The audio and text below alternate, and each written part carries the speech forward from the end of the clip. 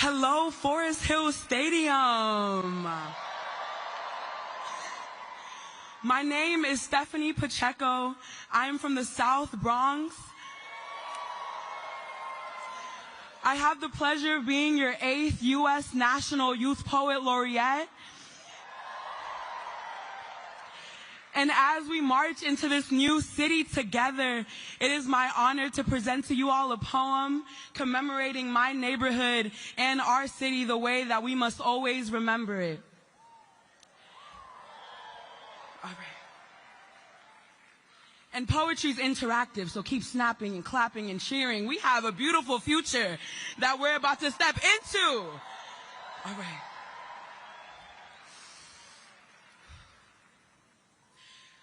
Field trips called for a walk to the bodega the morning of, demanded a bacon, egg, and cheese of my $5, said we gon' eat before we go to the Bronx Zoo, always on the D train, always on Wednesdays, always free entry.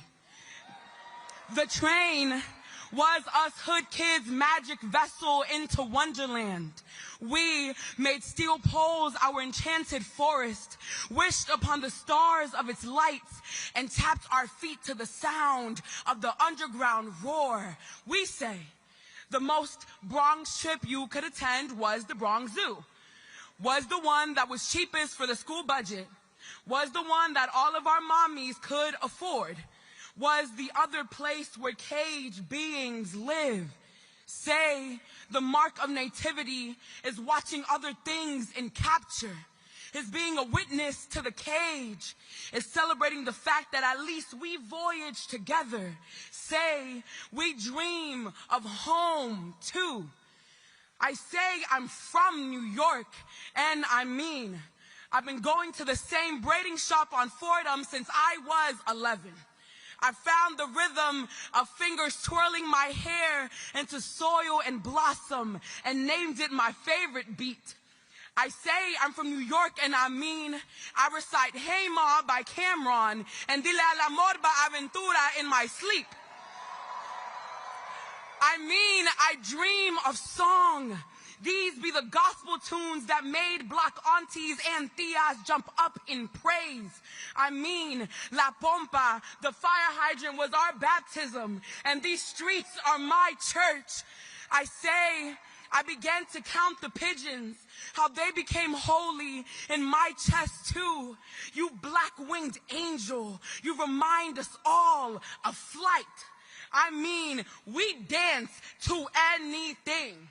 The no music clap applies to all situations. It fills the void of disremembering. I say light feet, and we stomp hard, and we don't stay still. I say I'm from New York, and I mean, my high school didn't have a gym or an auditorium or a first week ritual that didn't involve a memorial. I mean, they keep trying to shut down my library to build a precinct in its place. I mean, I learned my poverty by learning other people's wealth. I say underfunded. I say we hungry. I say I am song. I say concrete palace. I say our mothers built this. I say my people are buried here, so it must be mine. I say I hold these bodies like the ground does, and I mean, I'm gonna make it home, mama. I mean, this city won't swallow me. I mean, this country can't pick me from its teeth. I mean, billionaires better make room for us.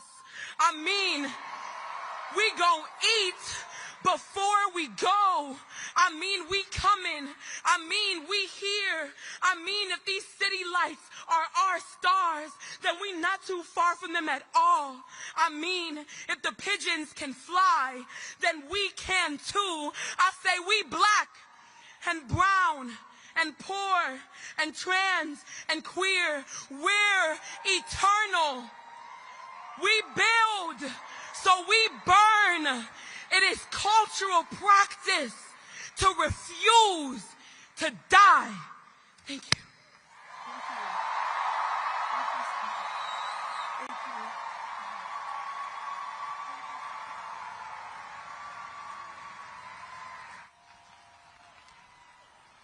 What's up, Forest Hills Stadium? How you guys doing tonight? I can't hear you. What's up, Queens? How you guys doing tonight? On the left, how y'all doing tonight? On the right, how y'all doing tonight? In the back, how y'all doing tonight?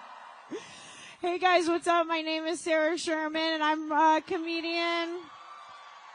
Oh, stop. No, stop cheering for me. I'm just a comedian on a show that films in New York City late Saturday night and early into Sunday morning, but stop. Oh, I couldn't possibly. You guys are amazing for being here. It's cold, but the energy is warm. Wouldn't you agree? And I'm here not to just get huge applause from you guys and pose for pictures. Thank you. Get my good side. Thank you. Get my good side. I'm here because I'm a New Yorker who pays rent in this city. And don't make me say it. I think the rent is too damn what? Make a lot of noise. Make some noise if your rent is too high. Make some noise if your apartment is the size of your toilet and 2 chairs stacked on top of each other. Make some noise instead of fixing the problems in your apartment, your landlord just paints over them. Make some noise if you're a millionaire and you want to pay my rent for a year. Okay, we got Boo! Okay, so I'm getting a sugar daddy tonight.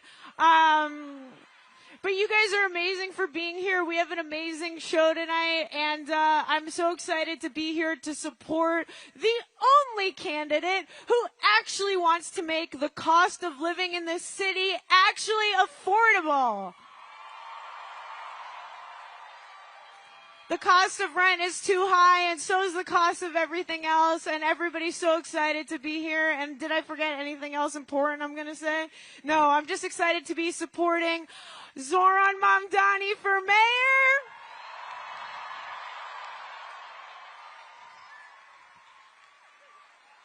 I'm going to be your MC tonight, so get used to seeing my ugly, sweaty ass. And I'm excited to be supporting a candidate who wants to make the city more affordable, and he's the only candidate who doesn't seem to be sweating all the time. So, are you guys ready for an amazing show? You can't even believe it! Thanks for coming. Stick around. I'll see you guys soon. Love you. Have fun.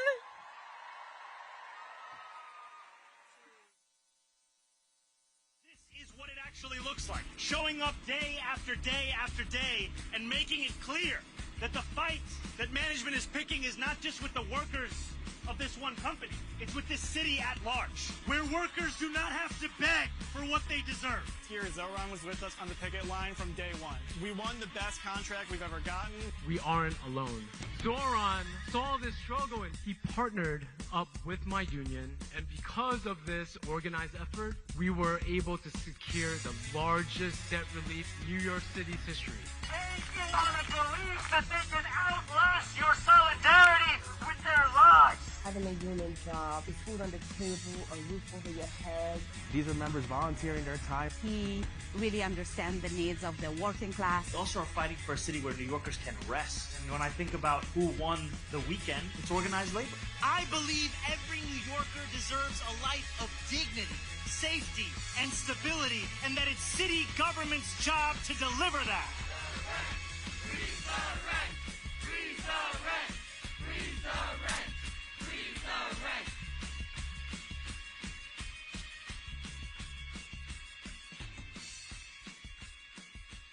Working 9 to 5, what a way to make a living. Barely getting by, it's all taking and no giving. They just use your mind and they never give you credit.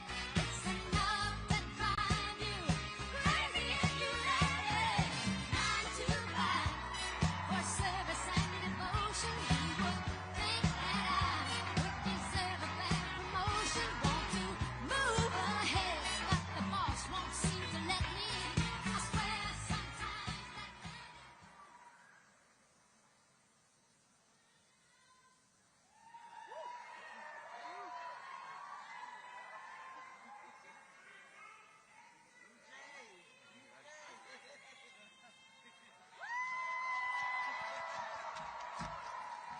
Hello, everyone. My name is Arturo Navarro Tresero.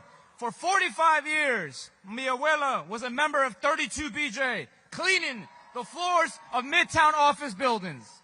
And now, thanks to my CUNY education, I teach sociology at Kingsborough Community College, CUNY, Brooklyn's only community college. For 4 years, I have been a member of PSC CUNY, the union representing 30,000 faculty and staff. Through my role as a student mentor to students and a member of union committees, I have seen firsthand that fighting together, our members change the lives of students and workers together. We have spent years fighting Trump's puppet Andrew Cuomo, who starved CUNY of resources and jacked up tuition for working class students. Now, we are facing extreme repression. Members have even been investigated and some have lost their jobs for speaking up for Palestine. We fought Cuomo then, and we will fight these attacks now, together. So our union is fighting to elect CUNY champion Zoran Mandani to be the next mayor, who will fight against Trump and who is fighting to build the people's university that New Yorkers deserve.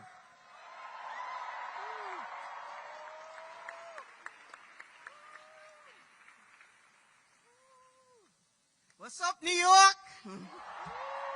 Are we ready to elect Zoran Mandani? If you're ready to elect Zoran Mandani, make some noise!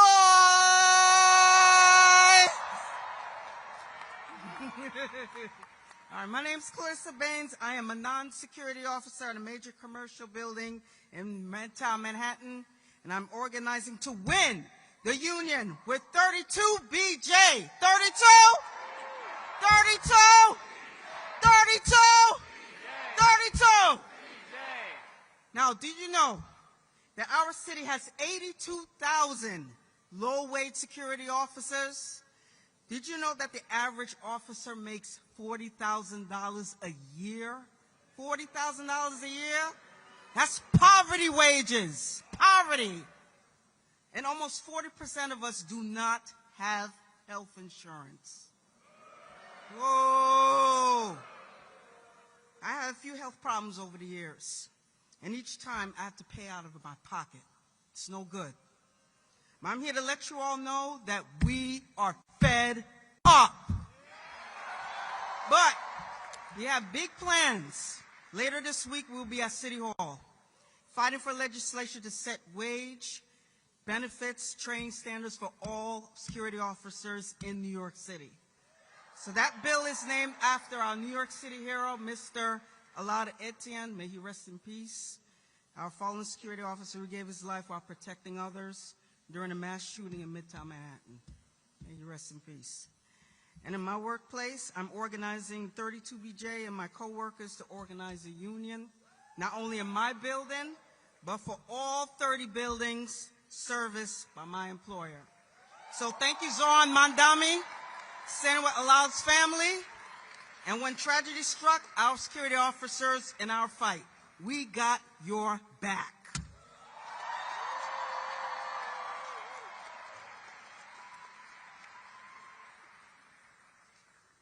Hello, everybody. My name is Alex Graff. I'm an emergency medicine resident physician at Kings County Hospital, a proud member of CIR-SEIU. Every day in the ER, I see patients that come in with preventable, serious medical illness. Metastatic cancer in a patient who may have been diagnosed early if they had access to primary care. Dehydration due to diabetes in a patient who was rationing his medications and fasting during an insurance gap.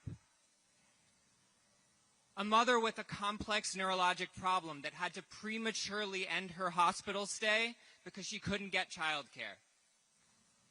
This affordability crisis is literally killing my patients. It is so demoralizing to feel like I've done everything that I possibly can for my patients, but when they leave the walls of the hospital, it will have no impact on their long-term health because they cannot afford the things they need to live. The billionaire class is gutting the social safety net to line their own pockets. This is going to disproportionately affect working class community of color, and it's a tool of structural racism. That is why we must build a healthcare system that is for people and not profit.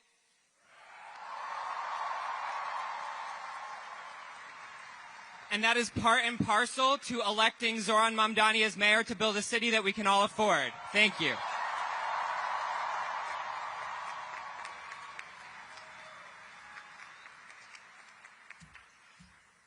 Good evening, fellow New Yorkers.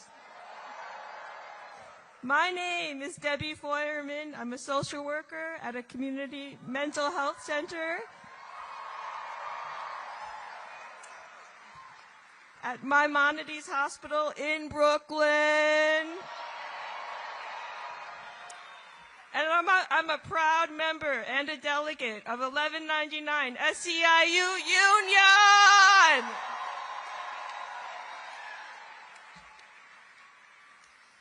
At our last contract negotiations, I helped organize my fellow union members to show up at the table, and we won significant raises, as well as extra pay for social workers who speak a second language. So thank you to my fellow union siblings and my organizers. Are there any union members and social workers in the house? At Maimonides, I provide therapy for individuals with mental illness. Zoran's proposal for a Department of Community Safety can help address the increasing mental health crisis across this city.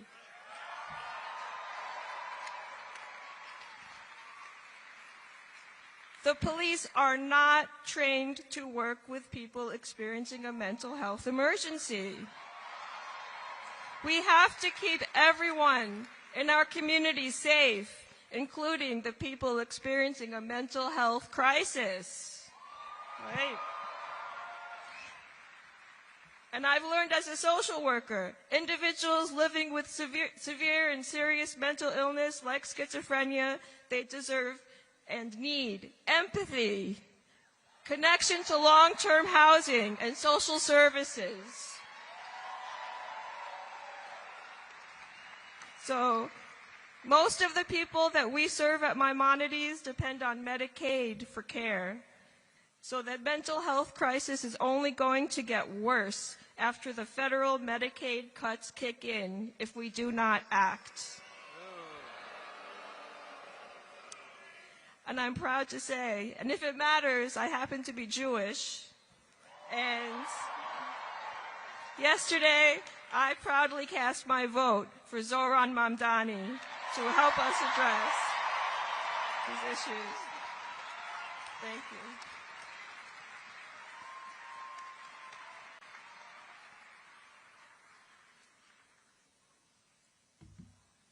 Hello, everybody. Thank you. My name is Jazib Udine. I'm a member of the United Auto Workers, or the UAW. Thank you. I'm also a postdoctoral researcher at Weill Cornell Medicine. So my day job or my research focuses on understanding the impact of the immune cells in our gut and how they can be harnessed to develop new therapies that can improve patients' quality of life. However, for the past 2 years, my fellow coworkers, my fellow postdocs and I, alongside the UAW, have also been working to get protections, to fight for protections for the international members of our community, and also to demand solutions for the affordability crisis that's plaguing all of us. And we're currently at a place where we might go on strike this week to get the fair contract we need and deserve.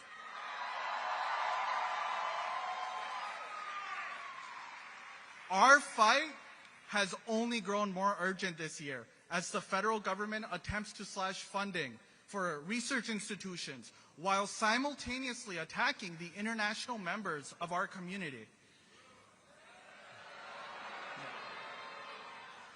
I've personally felt these cuts. My job depends on receiving these federal grants, and every single time a threat is made, I'm left feeling uncertain whether I'll receive my next paycheck or whether I'll have the resources to do the critical research that I love.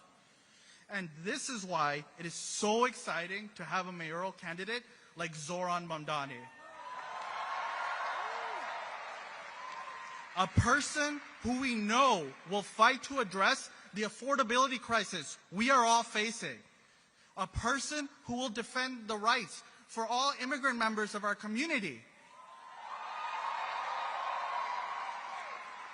And a fellow New Yorker who will stand up with us against this federal administration to protect our city.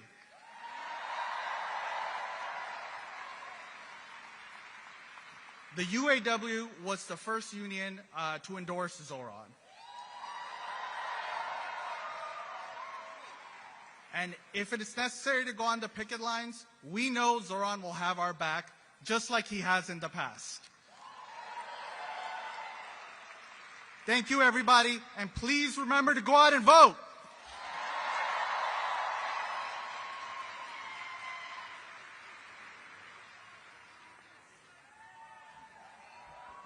Hi, everyone. First, I want to give some love to people who canvassed today. Let me hear you if you canvassed today. And shout out to my group in Chinatown at noon today. Now, I want to hear you if you are a city worker. City workers. Hey, in the house. And now, lastly, make some noise if you are an artist or an art worker. Hey! My people. My name is June Lei. For 6 years, I've been a member of District Council 37, the union that represents 150,000 workers who run the city where I was born and raised by two working artists. I am the secretary of Local 1502 at the Brooklyn Museum, where I produce public programs like the beloved free flagship series First Saturdays.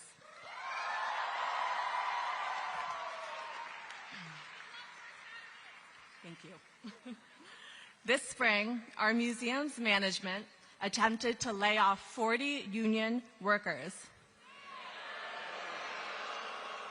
A reckless reduction in force that would have cut jobs, exhibitions, and programs, all while preserving six-figure salaries for executives.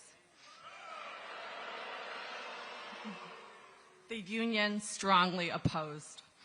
Alongside our sister unit, UAW 2110, we organized rallies and testified to City Council, who pledged us $2.5 million. With this funding, we saved our jobs. We protected our collections and our visitors, artists, musicians, writers, students, and children from Brooklyn and beyond. What I learned, no one but us will save us. Executives will cut hours for educators and safety protocols for art handlers just to hold on to their own power. No more of this. No more. With a new mayor as our ally, we together protect each other. We organize. We unionize. We are the art workers that make New York City a place where everyone can afford to dream and afford to create. It is our future to win. Thank you.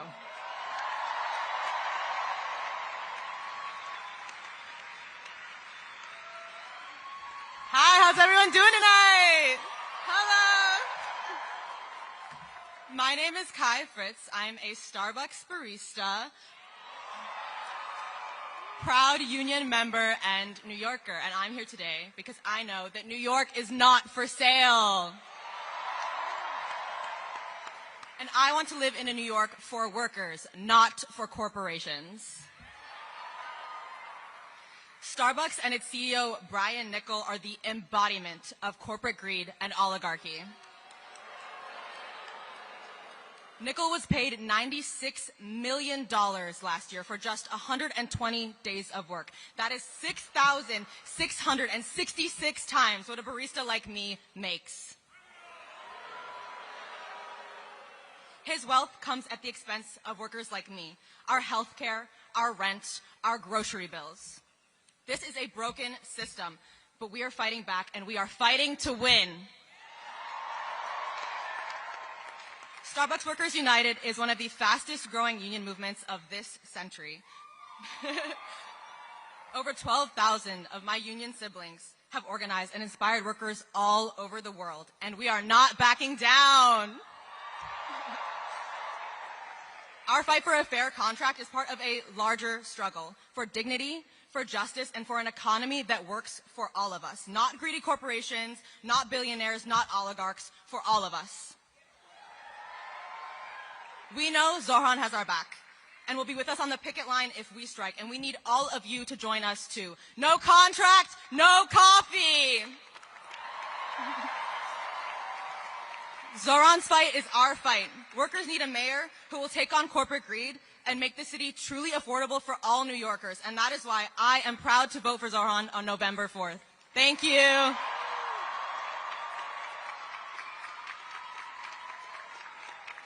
Who are we? Who are we? Who are we? Yes, sir. My name is Curtis Bodie. I'm a proud resident of the Bronx, and most importantly, a proud union member of the Hotel, Gaming, and Trade Council, HTC. My union and I have fought tooth and nail to win the best wages, benefits for hospitality workers. And because of our contract, we was able to thrive through the hardest times. When the pandemic hit and tourism collapsed, my brothers and sisters and I had a lifeline. That contract is set to expire this July. And everything we work to do from now until this summer is to make sure we are ready to demand the wages, benefits, and protection we deserve.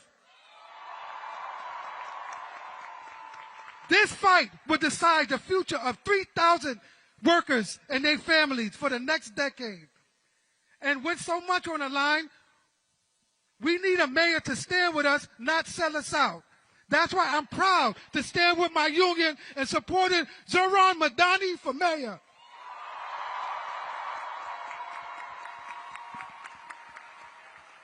Whether it's holding hotels accountable to keep workers safe and pushing back where Airbnb is spending millions of dollars to take our homes and our jobs. Our union will make sure we never go into battle against a bully alone. And Zoran knows what it's like to take on bullies. Donald Trump. We've seen him go up against the big guys with all the money, all the power, and all the insiders and win. That's the type of ally we need in City Hall, to stand side by side with us when we're on the picket lines and behind closed doors. I know New Yorkers can count on Zoran. Now let us show him we can count on him and vote next Tuesday for Zoran Mandani for mayor. Please put your hands together for a visionary leader and fighter for workers everywhere, SEIU President April Verrett.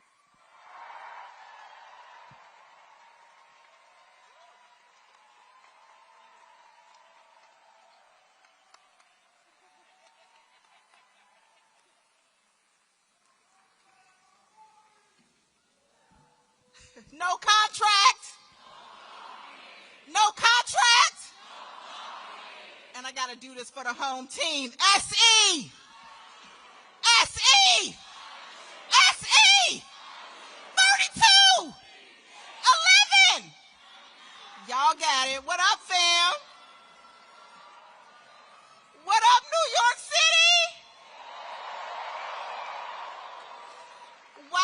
Wow, what type of energy is that? I think that's get out the vote energy. As you all heard, I am indeed April Verrett, the extremely proud president of the 2 million member Service Employees International Union. And I've been trying to get here, and finally y'all called. I was like, I'm coming. I had to be here tonight because when working people anywhere show up for a fight, SEIU gon' damn show up for the fight. Am I right? And make absolutely no mistake about it, working families across New York City are in the fight for your lives. Pick any issue and it's abundantly clear. Housing, health care, child care, fair wages. Working families are being crushed. I don't have to tell you, you live it. But here is what gives me hope. Here's why I had to be with you tonight. Zoran Mamdani, damn it, I knew I was going to do that. Zoran Mandani gives me hope. He gives me hope because he knows how to fight, and he doesn't just fight, he wins. And that is why in just 9 days, not only is he going to win, we are all going to win when we make him the next mayor of New York City.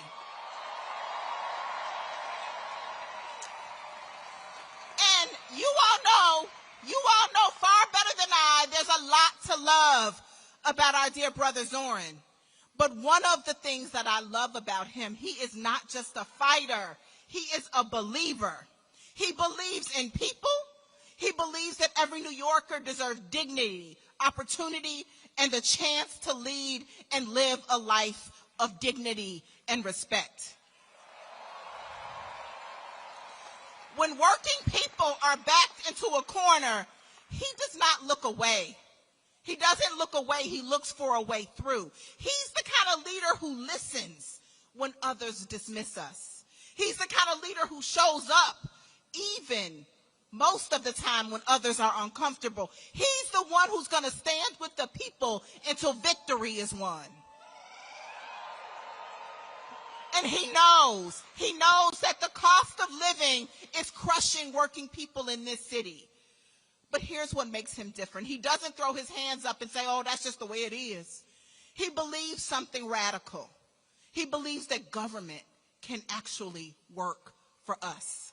Not just for greedy billionaires, not just for developers, not just for hedge fund managers. He believes it is the people who make this city run, and it is the people who should share in the prosperity of this city. And another reason that I crush on our boy Z, somebody say, yo, you could just call him Z. Another reason that I crush on Z is because he carries a superpower. He carries radical imagination. Radical imagination. That is the courage to believe that better is possible, and not just believe it, but have the discipline to organize until you make it real. And here's why I get to crush on all y'all too. Because he's not the only one with that power. You got it too. It is our inheritance, radical imagination is. It is the force that carry people through every single crisis, every struggle, every fight for freedom. Radical imagination is what led enslaved Africans to dream of liberation when they never knew freedom. Radical imagination is what moved women to demand the right to vote in a world that told them to stay silent. Radical imagination is what drives workers to strike, to organize, to say no coffee, no contract, to organize security officers. Radical imagination is our power, it's our legacy, it's our inheritance, and it's ours to make our dreams come true. It's that same power, that same unstoppable force that is alive in this auditorium tonight. Can you feel it? Can you feel your power? family, our charge in this moment is to remember that power has always has rested with the people. And when we organize, we make history. And history does not happen by osmosis, family. It takes work. It takes discipline. And it certainly takes love. It takes love. It takes love for each other. It takes love for your city. That is why, y'all, you got 9 days. 9 days to knock every door, 9 days to make every call, 9 days to bring every last voter into this movement. So when you leave this rally, get your phones out, text your friends, call your coworkers, get on that family thread, hell, call that ex. Yep, I mean it, call that ex, because this moment is too important for you not to. And I'll close with this. Zoran Mandani will be the kind of mayor that wakes up every morning and works his heart out for you. He will work his heart out for better jobs, for fair pay, for better educational opportunities, for affordable housing, for better health care, for quality and affordability, and the protection of our rights and of our democracy. That's leadership, New York. That's the future we can build together. Let's finish strong. Let's go get it.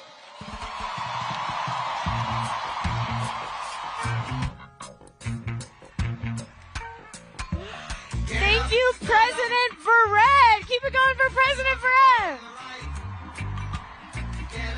And keep it going for all the workers fighting for better wages and democracy in the workplace. Make some noise if you're a worker.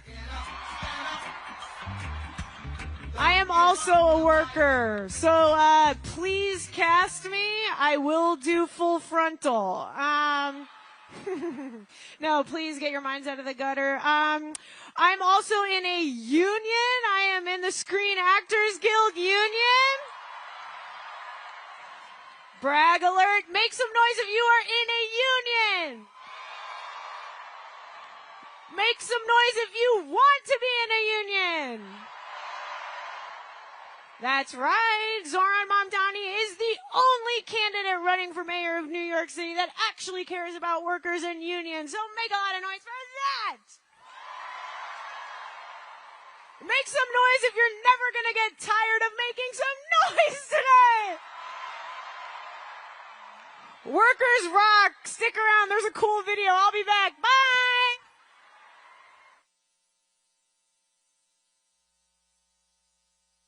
Let's see, where is it?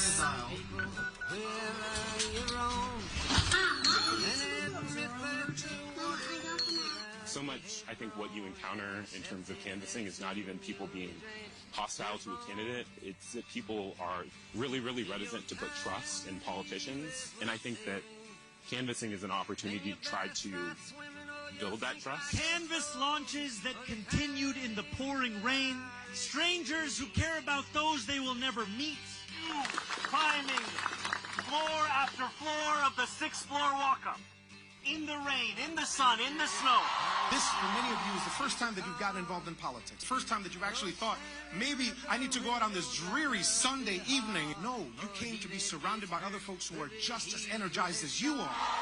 All we need is someone with the will and the strength and character to fight for us. People really believe in this man. And I kind of do too. I don't kind of, I do. Dreaming demands solidarity. When I look out at this room and out onto the midnight skyline, that is what I see.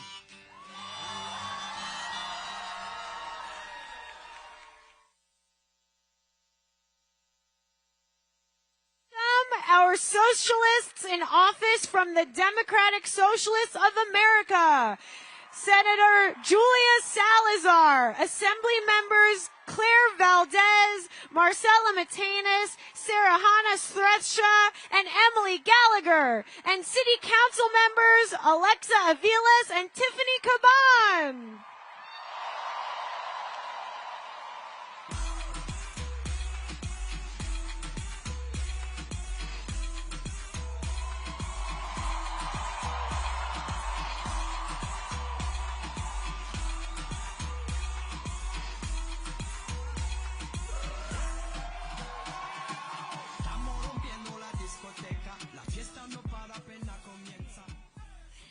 Good evening, everyone.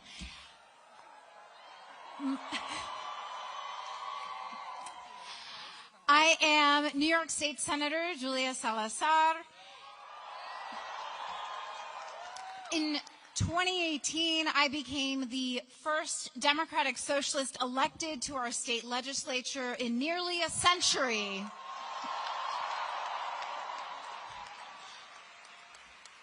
Before that election, I was an everyday New Yorker, like many of you, organizing with my neighbors to demand better from our elected officials.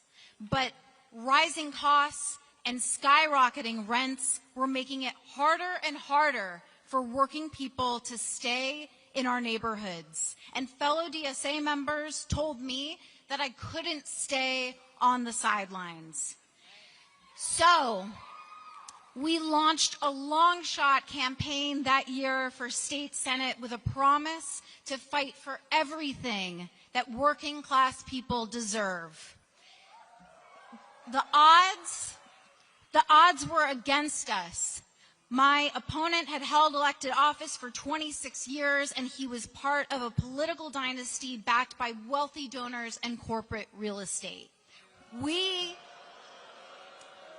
We were a scrappy grassroots campaign.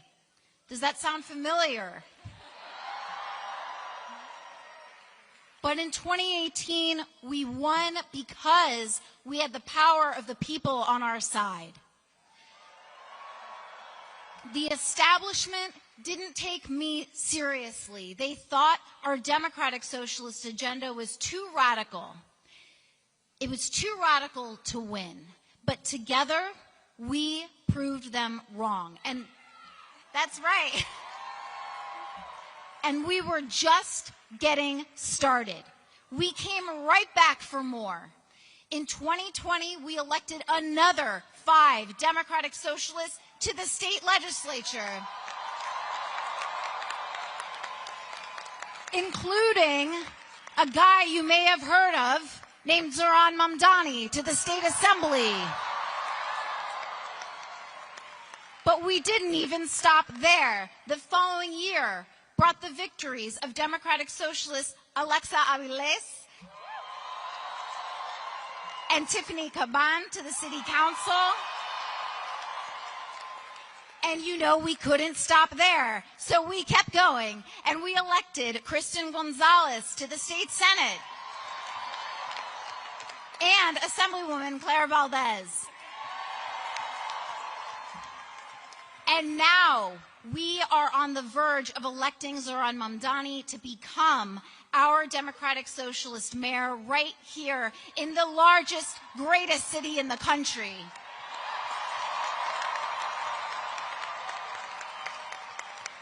This incredible campaign demonstrates that we not only have the people on our side, but our movement has grown. Is it radical to demand that billionaires finally pay their fair share of taxes? No! Is it radical to fight to abolish ICE? No! Is it radical to believe that every family in New York should be able to afford childcare? These are the demands we must make to build the future we dream of into a reality. New York City, are we ready to elect Zoran Mamdani as our next mayor? Are we ready? Are we ready to tax the rich, to fund universal child care, and make our city's buses fast and free? Zoran's vision for New York is one that is affordable and dignified for everyone. Families won't have to choose between childcare and paying the rent, where our neighbors aren't punished for speaking out against a genocide in Palestine.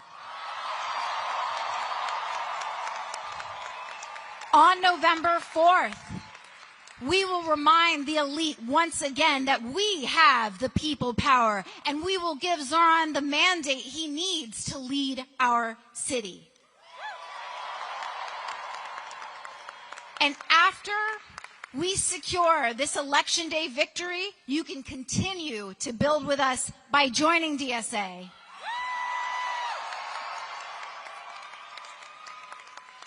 Thank you all for being in this movement with me. It is now my deep honor to introduce my colleague and comrade, Assemblymember Claire Valdez.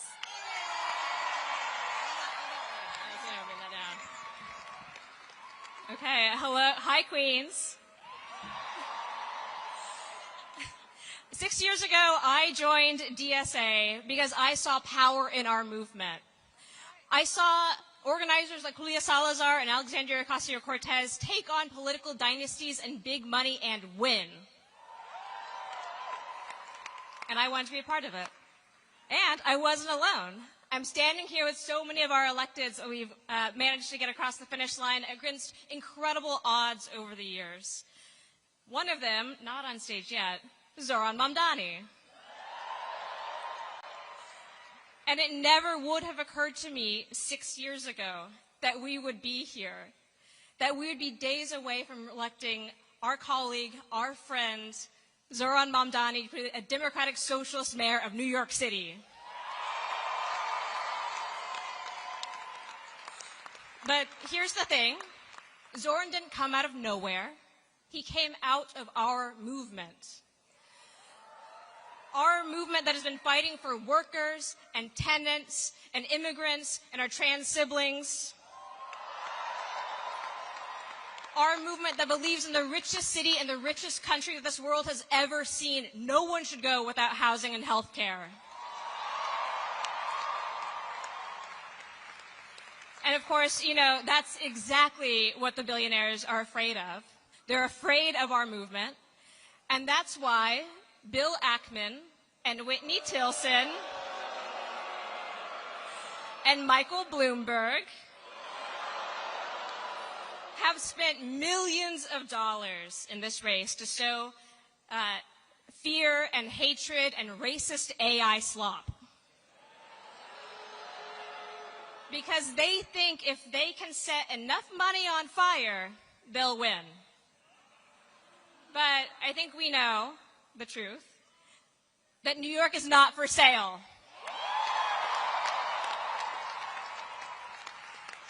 But friends, our work is not done, and unfortunately it's not even done on November 5th.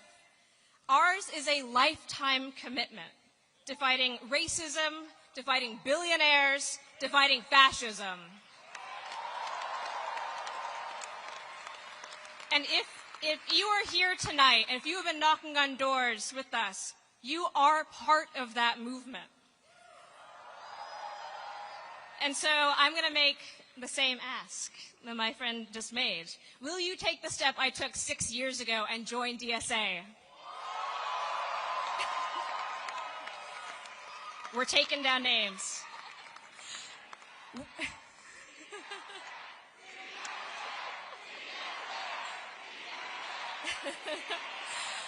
A couple more questions for you before I go. Will you hit the doors to elect Zoran Mamdani? Are you ready to organize, to freeze the rent, make the buses fast and free, win universal childcare, and tax the rich? And to quote another famous socialist mayor, Bernie Sanders, are you ready to fight for someone you don't know? Hell yeah. Let's win this, Queen. Solidarity forever.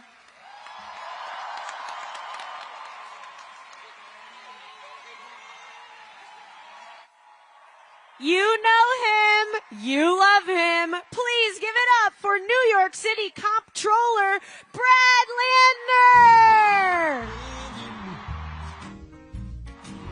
You got a friend in me when the road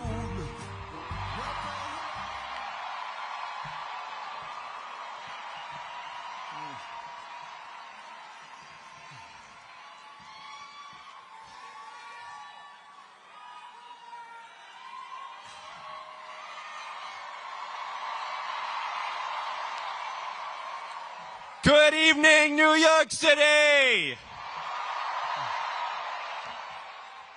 I'm Brad Lander, the New York City Controller, also known as your second choice in the primary.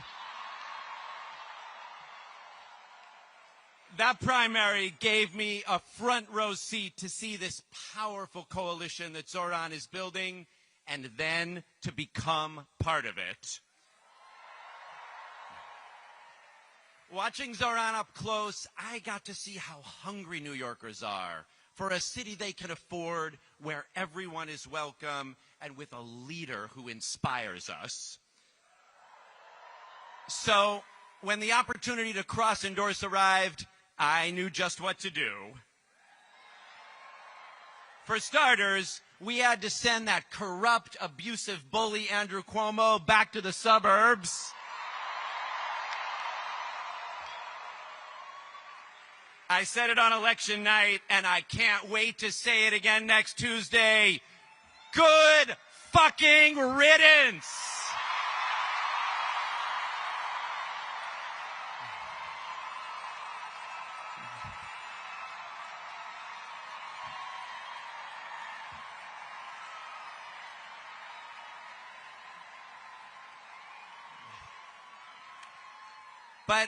But our cross-endorsement was more than ranked choice math. It also showed the possibility of solidarity. Politics does not have to be the sour, selfish ego trip of Cuomo or Adams or Trump. Politics can be a team sport for building the New York of our dreams. That's what Zoran is building. And that's what all of us are building. So I want to start by asking, how many of you, like me, are Jews for Zoran? Now, you might not think it from the press, but you could hear it here. Zoran's coalition includes hundreds of thousands of Jewish New Yorkers. We see in this campaign a way to fulfill Jewish values like B'Tselem Elohim, that everyone is created in God's image, or Ve'ahavta et Hager, that we're commanded to welcome refugees. On primary night, Zoran made a commitment to reach out to people who disagree with him. And since then, I have seen him keep that promise in dozens of meetings with rabbis and Jewish leaders, in house parties, in synagogues, at town halls, at Rosh Hashanah and Yom Kippur services. In each one, Zoran listened intently to people's hopes and also to their fears, including all too real experiences of anti-Semitism. With patience, with compassion, and with a plan, he has made it crystal clear Zoran will work to keep Jewish New Yorkers and all New Yorkers safe. Now, how many of you are Muslims for Zoran? Assalamu alaikum. I want to speak to you as a Jewish New Yorker, because this race, especially in the last few days, has seen outrageous Islamophobia. For shame. Shame on you, J.D. Vance, and shame on you, Andrew Cuomo. Andrew Cuomo and his billionaire donors have sought to exploit both anti-Semitism and Islamophobia for his political gain. It's gross, and we won't stand for it. Jews and Muslims will not be divided against each other. Our safety, our freedom, our thriving is bound up together. And that's true in New York City, and it is also true in Israel and Palestine. Israelis will not be free and safe until Palestinians are free and safe.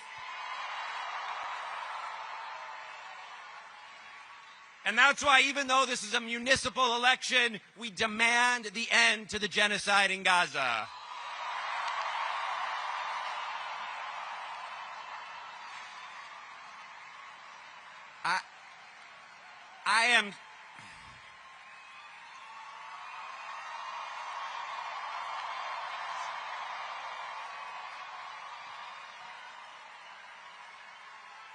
I am so thrilled that the hostages are home. I met many of their families, many of them.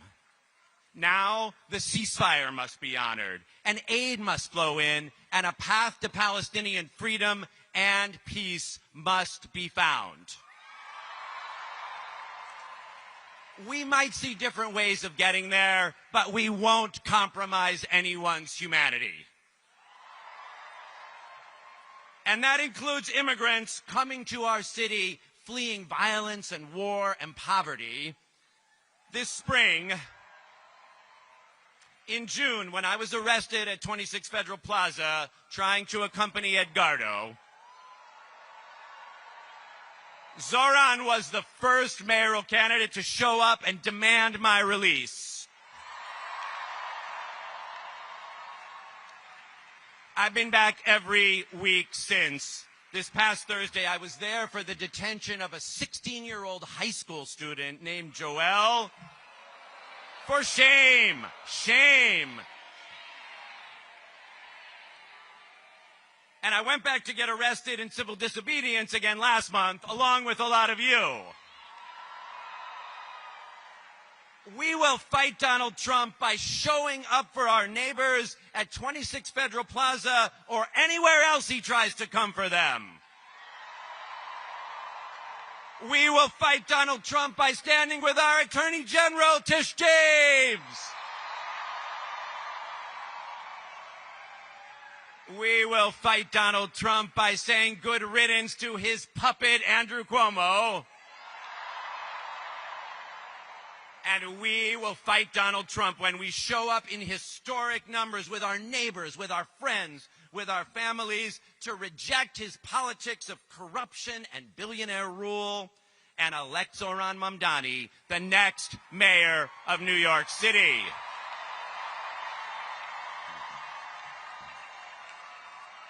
Because it's not Donald Trump versus Zohran Mamdani. It's Donald Trump versus New York City. With Zoran as our mayor, we'll show the world that we know what it means to wake up every day with that copper-plated statue in the harbor, reminding us what it means to be New Yorkers. And that work won't stop at the boundaries of the 5 boroughs. We'll take that fight to Albany to win the resources working people deserve. And we'll take that fight to the halls of Congress, where it's more important than ever that we have leaders who understand this moment and who will be partners to Zoran. Finally, the New York of our dreams won't build itself. We will build it together. So, let me see again. Where are the Jews for Zoran? The Muslims, Christians, Hindus, Sikhs, people who aren't religious, blacks, Latinos, Asians for Zoran, LGBTQ. Look around you. This is the New York of our dreams. And now, it's on us to make it real. The coalition that won the primary by turning out new voters in historic numbers, you knocked 500,000 doors in those last 11 days. We need to do that now again. To remind those voters, there's one more election on November 4th for all the marbles. So, QR code, sign up to Canvas right now, please. I'm doing it. Please join me as well. Our sages say, Kol ha'olam kulo gesher tsar me'od. All the world is a very narrow bridge, and the most important thing is not to be afraid. So let's canvass, let's vote, let's cross that bridge together. Let's elect Mayor Zohran Mamdani. Let's build the New York of our dreams. Thank you very much.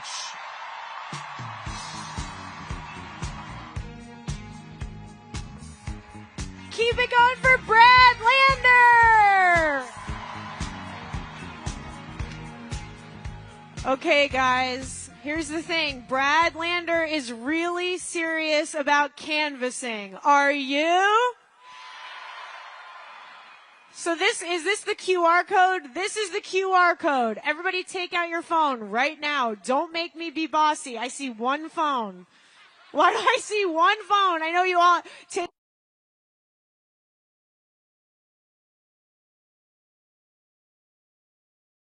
until every single person takes out their phone, does the QR code. I don't know how to do that, but you all do.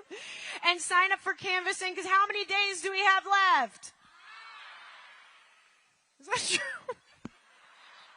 Are you going to canvass tonight after this? Right. Is everyone, I'm going to wait until you all sign up to canvass. Sing with me. Stand clear of the closing doors, please.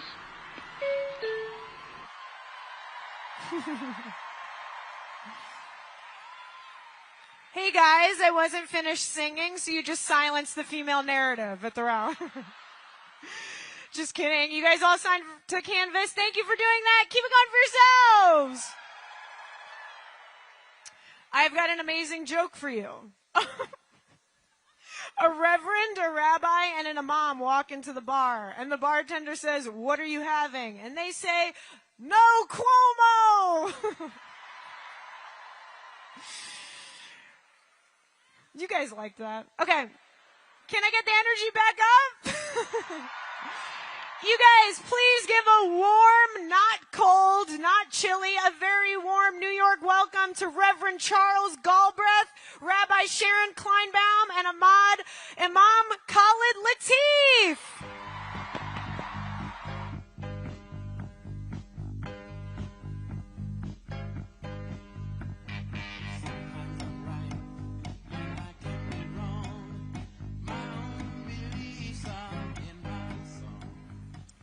Good evening. My name is Khalid Latif. I'm the director of the Islamic Center of New York City and a proud member of the Muslim Democratic Club of New York. We are gathered at a time when too many people in our city and in our country are being told that they don't belong, when the language of our politics too often divides rather than unites, when people are made to feel invisible, not because of what they've done, but because of who they are. Like many of you, I am here tonight not just because my brother Zohran Mamdani is running, but because of what he is running for. We are here not because it is fashionable, not because it is convenient, but simply because it is right. We are here because the moral fiber of our democracy is being tested. We are here because we refuse to allow the forces of hatred, greed, and fear to have the last word. The vitriol and bigotry that has unsurprisingly and unfortunately spewed itself from commentators, politicians, and political opportunists is the same tired Islamophobic rhetoric that has plagued our nation for decades. They invoked 9/11, recycled anti-Muslim tropes, and warned that a Muslim in a position of power poses a threat to our security and our democracy. This isn't new, but it is still very dangerous. You have to understand that Islamophobia is not just hate, it's a strategy. What we are witnessing is a deliberate attempt to marginalize and dehumanize. It is used to cast Muslims as perpetual outsiders, incapable of leadership, unworthy of trust. When Zohran succeeds and the reaction from Andrew Cuomo is to question his loyalty to America, that reveals a deeper ailment, one where identity itself becomes suspect. To be Muslim in America is to know that your belonging is always being questioned. But we are still here, and we are not going anywhere.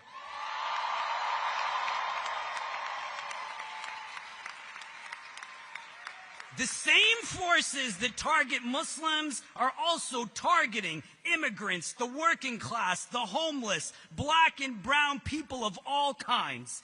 Really, anyone who comes from underserved and underprivileged backgrounds, especially those amongst them who dare to speak truth to power. Islamophobia does not exist in a vacuum. It is entangled with white supremacy, xenophobia, and anti-black racism. To me, anti-Muslim sentiment has always been a system of anti-blackness. To those peddling hatred in our political discourse, you should know that democracy thrives not on fear, but on radical empathy. It demands we trust one another, respect our differences, and elect leaders who reflect our collective identity, not just a narrow majority. And there is no doubt that those who believe in Zohran's leadership come from all walks of life. To everyone who is not a bigot, remember that we are stronger when we include and not exclude. Zohran's victory will not just be a political milestone. It is an invitation to dream bigger, to love braver, and to live up to our city's promise. We do not need to become what they fear in order to defeat them. We simply need to keep showing up with our hearts, our feet grounded, and our collective voice strong and unwavering. This is our city too, and we all belong here. We are here to say that justice is not just a slogan, it is a struggle. That love is not just a sentiment, it is a commitment. That every human being, no matter their faith, their color, their gender, their income, or their immigration status, has infinite value and unshakable dignity. That affordability is not just about rent checks and price tags. It's about whether ordinary people can live with stability, with joy, with hope. That a democracy that allows corporate greed to dictate who gets a home, who gets health care, who gets to dream, that is a democracy on life support. We may not have all the money, but we have a movement made up of the people. And when the people move, the ground beneath injustice begins to shake. When the people move, the walls built to divide us, they crumble. When the people move, the impossible becomes inevitable. To my brother Zohran Mamdani, keep showing them who we are by showing them who you are. We are with you every step of the way, and we know that your victory will not just be yours, but ours. It will belong to every family fighting to stay in their home, every worker demanding dignity, and every young person daring to dream of a fairer world. Because when you rise, Zohran, we all rise. When you speak truth to power, you remind us that the moral arc of the universe still bends towards justice, but only when we bend it together. So let's keep bending. Let's keep building. Let's keep believing. This is our city. This is our moment. And this movement is what New York City should look like.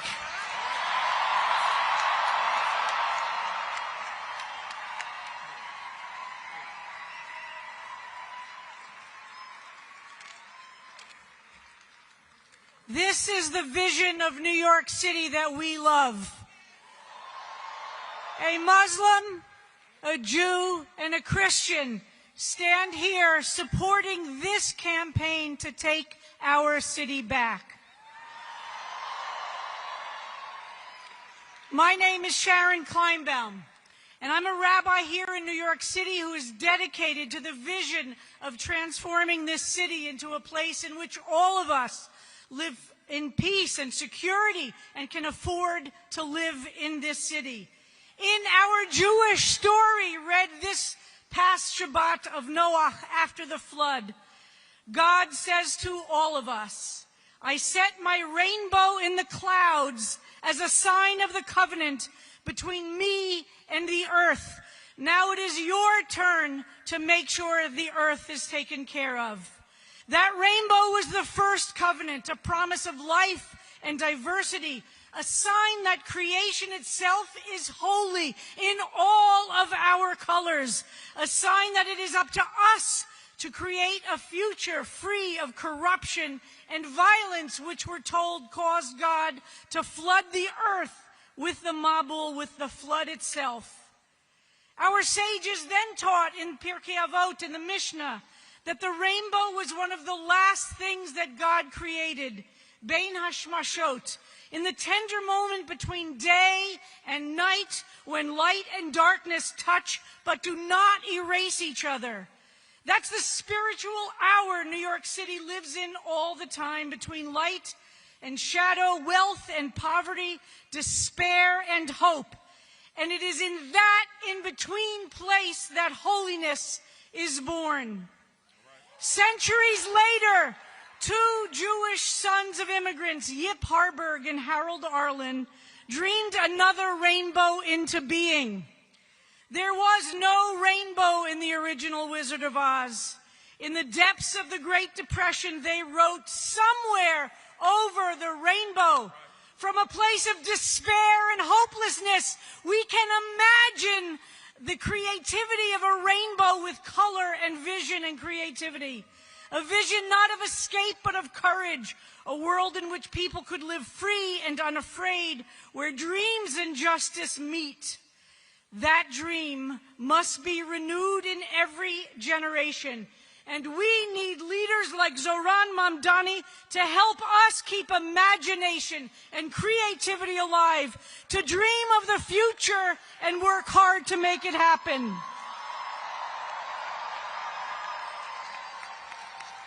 Here in this city of mosques and churches, temples and synagogues, street corner altars, we are, each of us, called to make that rainbow real.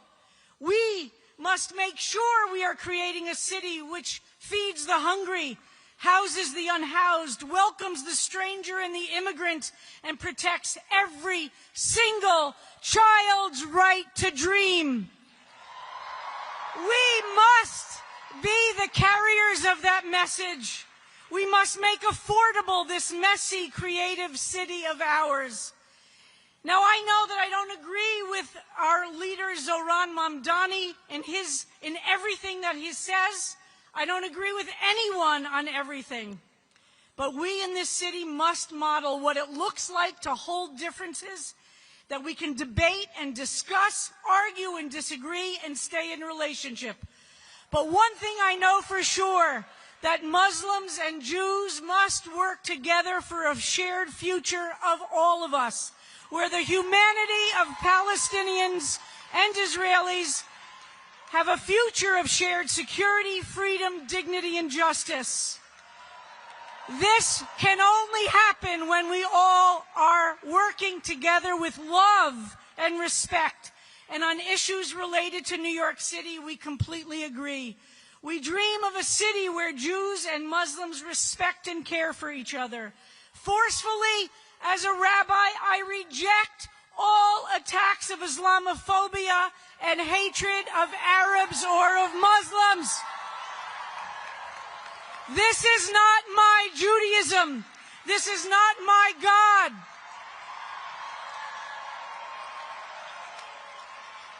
Together we must reject all these attacks of Islamophobia and anti-Semitism. We need each other. We dream of a city where God's keshet, or rainbow, bathes all of us in light and justice and in glorious tapestries of differences. And we always pray to remember that joy itself is an act of spiritual and political resistance. As a rabbi, I am grateful to Zoran for his commitment to fight anti-Semitism, for his commitment to protect all houses of worship, and to take seriously the fear that many Jewish communities live with. We dream of a future, and we make it real every day with our passionate commitment rooted in faith, relationships across all kinds of differences, and the leadership of Zohran Mamdani to take all of us and our city into a new future. Thank you.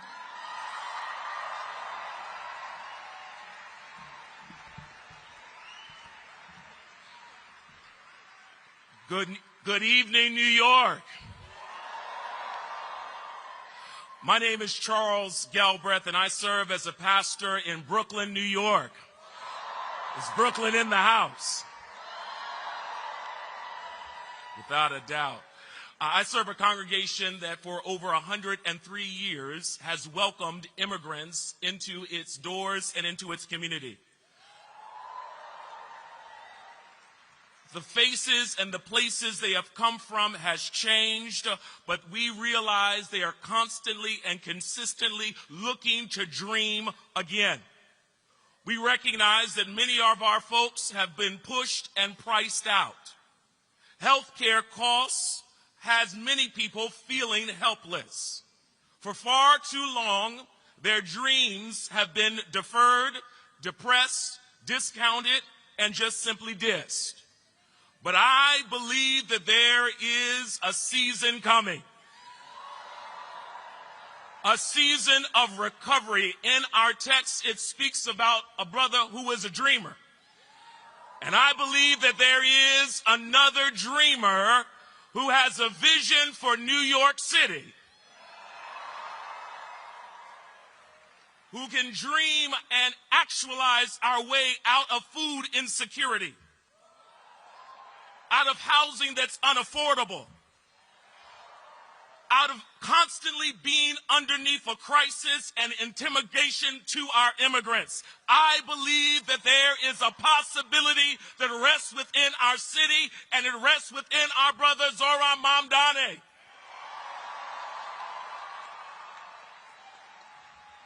In my sacred text, there's a story and narrative of Jesus where he sees folks who are hungry.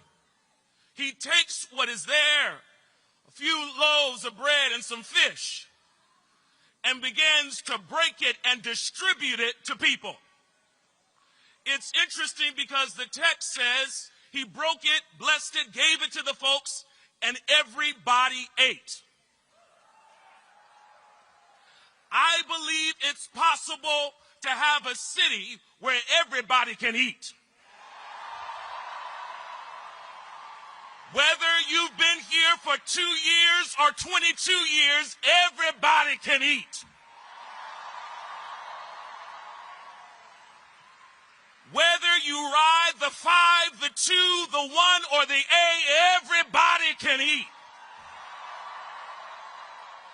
Whether you live in beautiful Brooklyn, the bustling Bronx, money-making Manhattan, Staten Island, or Queens, everybody can.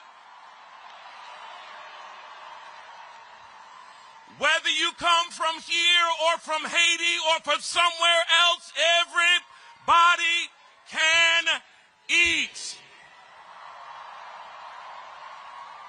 Let's get together as one so that this entire city can be a place where everybody can.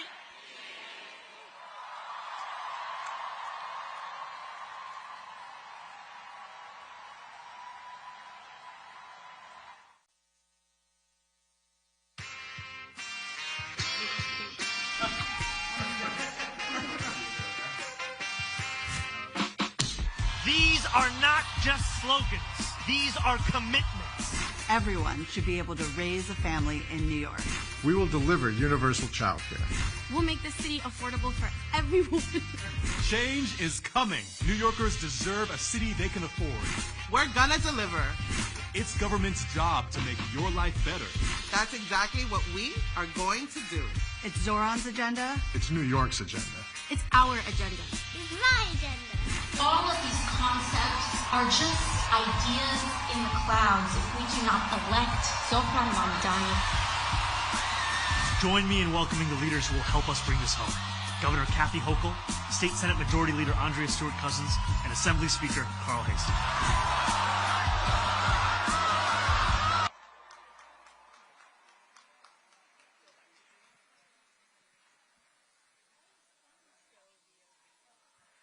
Please give a warm welcome to our greatest allies in Albany, partners in delivering our affordability agenda, Speaker of the New York State Assembly, Carl Hasty, Leader of the New York State Senate, Andrea Stewart-Cousins, and Governor Kathy Hochul.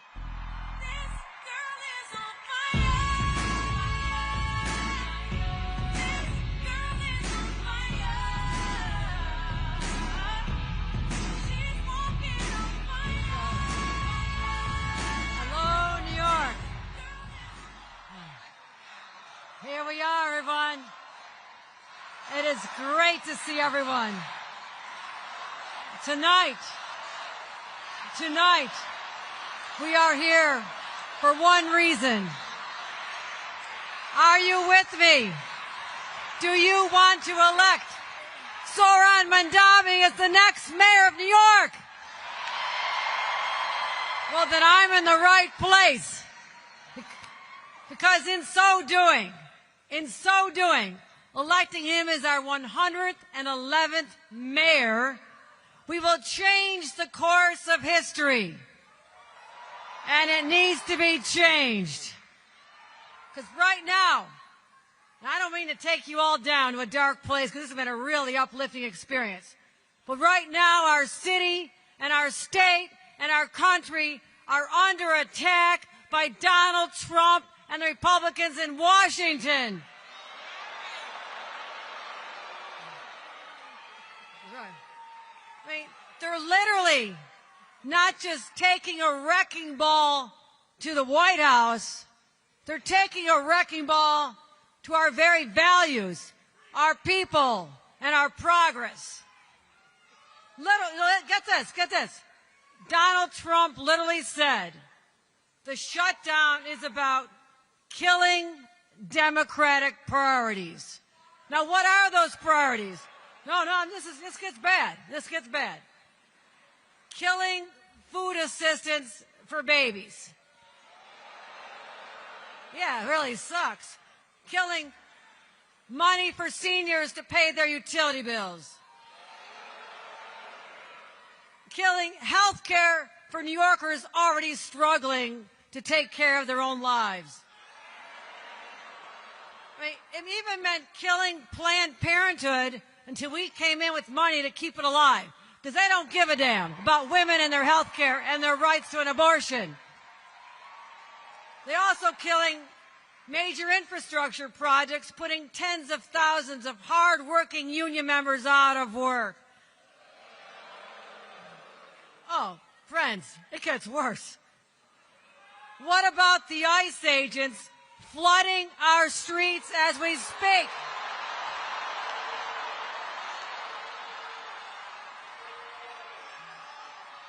Canal Street, Queens, the Bronx, they're everywhere, and they're terrorizing innocent people. And we have had enough. Now Donald Trump says, oh, we're going after the worst of the worst, the baddest of the bad. They're splitting up families. And let me tell you this actually happened. They took away mothers of babies who were nursing them and separated them. This is how cruel they are. Okay, how do you top that? Now, no, it continues. It's going to continue. It's all bad. Now, they're going after our Attorney General, Tish James. They go after Tish James, they can come after any of us. But here's what they did not count on. Here's what they did not count on. They always forget this about us. When we get punched, we fight back, and we fight back hard. We don't just fight, we win. Because time and time again, New Yorkers have been knocked down, and we get up stronger, louder, and more resilient than ever before. So I'll be fighting every day with my partners on the same side, Andrea Stewart-Cousins, and our Speaker, Carl Hasty. Give them a round of applause.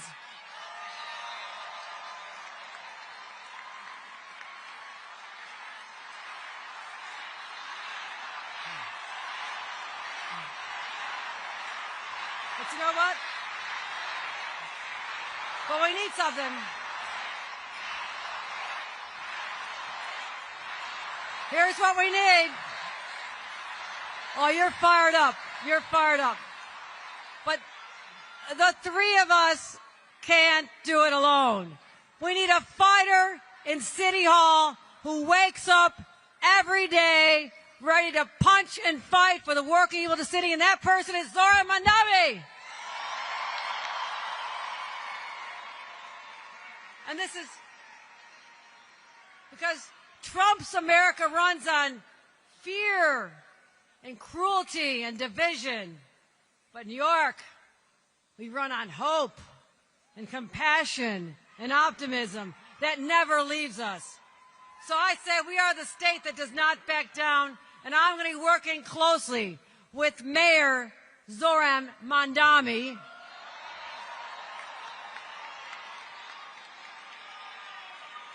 But you know what? Well, you know what I admire about him so much? Now think about this.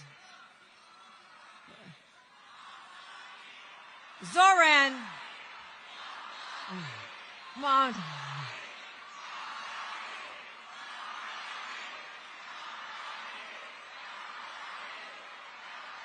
But you know what you should take inspiration from? Think about the fact that every single time people have forced him to endure hatred and threats, trying to use his faith or his name as a weapon, you know what he's done? He doesn't get out in the gutter with everybody else. He rises up with grace and courage and grit. That's the kind of leader we need. That's what we need. Because that Islamophobia and bigotry and hate-filled speech, that kind of bullshit doesn't belong in New York.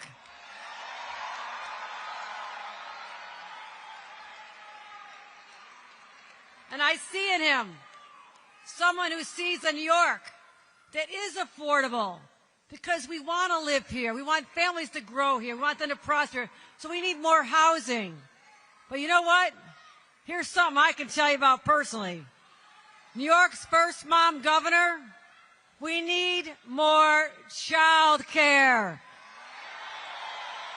And it has to be universal. Child care for everyone who wants it.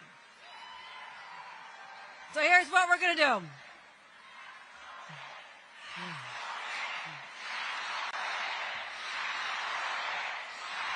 Well, this crowd is fired up.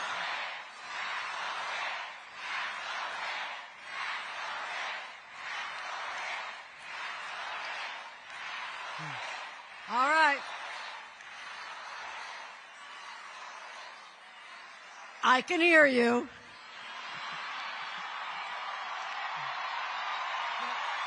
I can hear you. But here's, my friends, you want to see Zoran or not?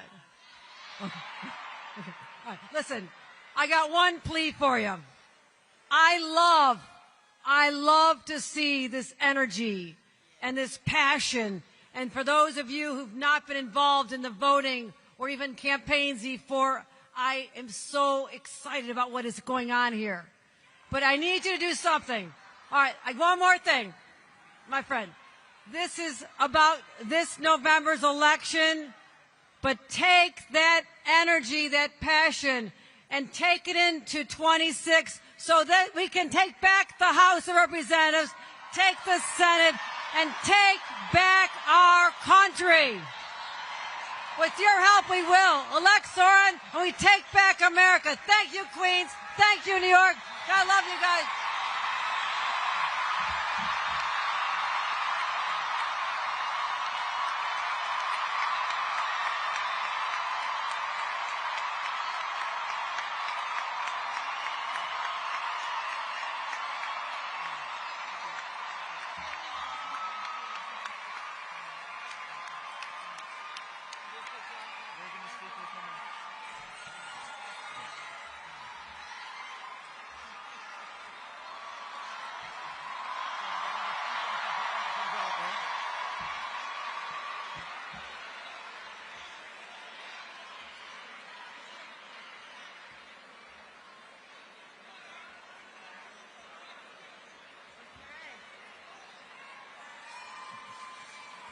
Well, good evening, everyone. I'm Carl Hasty, New York State Speaker of the Assembly, and I have personally witnessed the profound impact that government can have on the lives of everyday citizens, particularly here in New York. And I come to you today not only as the first black speaker in the history of this state, but someone who calls this great city to home, namely the Boogie Down Bronx. That's why I'm proud to support my colleague and my good friend Zoran Mandani to be the next mayor of the city of New York. We are living in an era where it's just too tough, where actions speak louder than words. Change makers are taking center stage, determined to bring about necessary transformations that will improve our communities. I need y'all to repeat after me. We deserve an affordable city. We deserve affordable city. We deserve an affordable city. We deserve an affordable city. All right. And as a supporter of Zoran, a candidate whose name has become synonymous with the fight for affordability in a city plagued by high inflation, I am deeply committed to this cause, and I stand behind him today. It is a cause that every single one of us has had to grapple with as we walk the aisles of the grocery store, as families seeking adequate care for their children. In a city not only run by coffee, but a reliable and accessible public transportation system, we've witnessed the stark reality of how many New Yorkers rely on these services with simultaneously struggling to afford these fares. During Zoran's 10 years assembly, I hear you guys, I've collaborated closely with him to prioritize the needs of everyday New Yorkers. Together, alongside the Assembly majority, we spearheaded initiatives to pilot a free bus route in every borough, providing a lifeline for families as they juggle their daily responsibilities. With Zoran as mayor, there's no imagining what we can do together. Now, I need y'all to listen to me again. So everybody, Zoran for mayor, Zoran for mayor, Zoran for mayor, Zoran for mayor. Now, under the leadership of Zoran, he will be the fighter we need in City Hall, a beacon of change for communities that have felt unheard for far too long. Affordability will be at the forefront of his agenda, and we can all stand together and witness leadership in action as we work towards an even better and brighter future for our beloved city. And don't forget, as we head to the polls, just remember Zoran for mayor.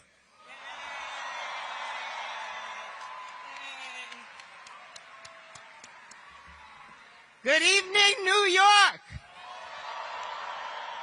I love what I'm feeling here.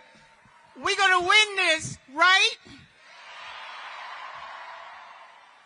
So, we all hear you. Here's what I want to say. I want to say that I remember living in New York City in the housing projects, Amsterdam and then Parkside. I remember having a child and needing daycare. I remember making $7,900 a year, and they told me that I was making too much.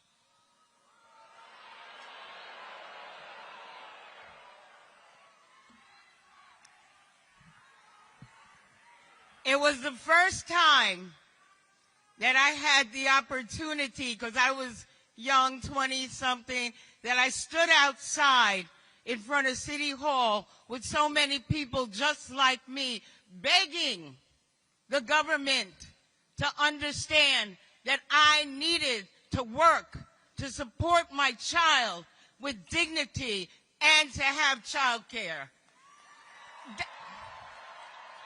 They didn't hear me. Fortunately, my mother stepped in, so I was able to continue work. This is a story that in 2025 still exists. It is a story of unaffordability for the things that we need every single day. However, we have Zoran.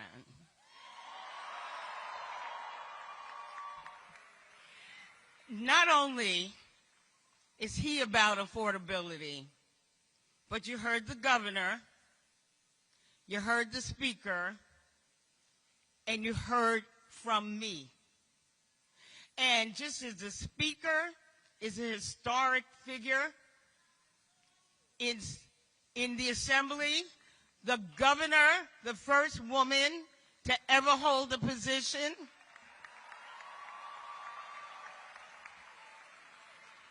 and I am the first woman to ever lead a conference in the history of New York State.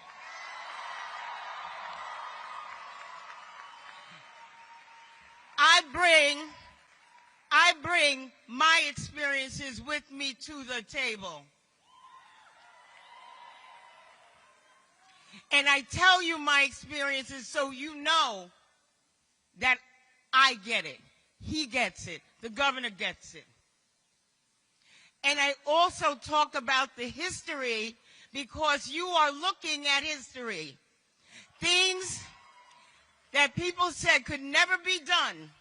People could never have these seats. They could never, ever sit at the table and make policy decisions. That's what they would have us believe. And yet, because you vote, we change history. We change lives. We make things happen. It's in your hands. You have the power. And one of the things that I was telling Zoran's campaign manager, Maya, you should give her a round of applause. Look where we are. Look where we are.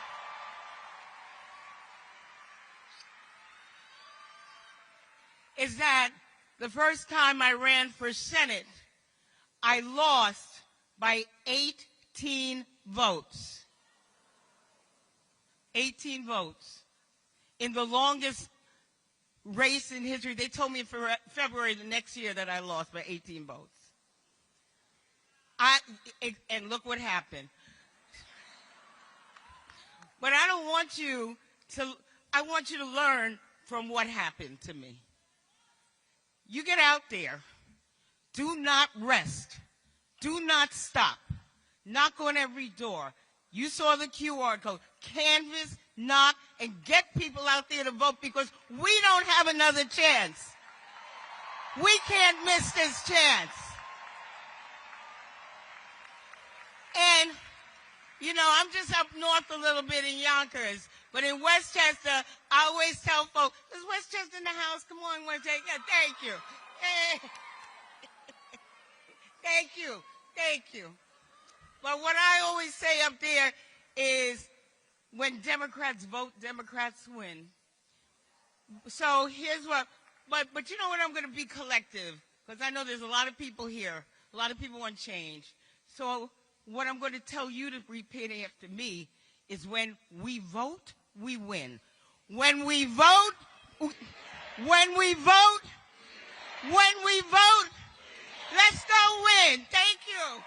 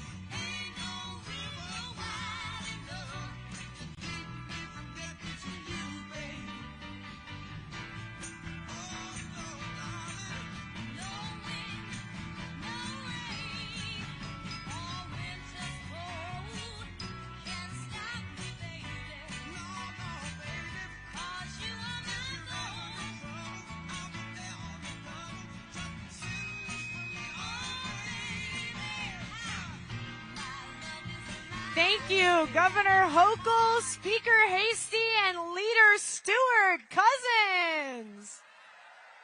Tax the rich. Tax the...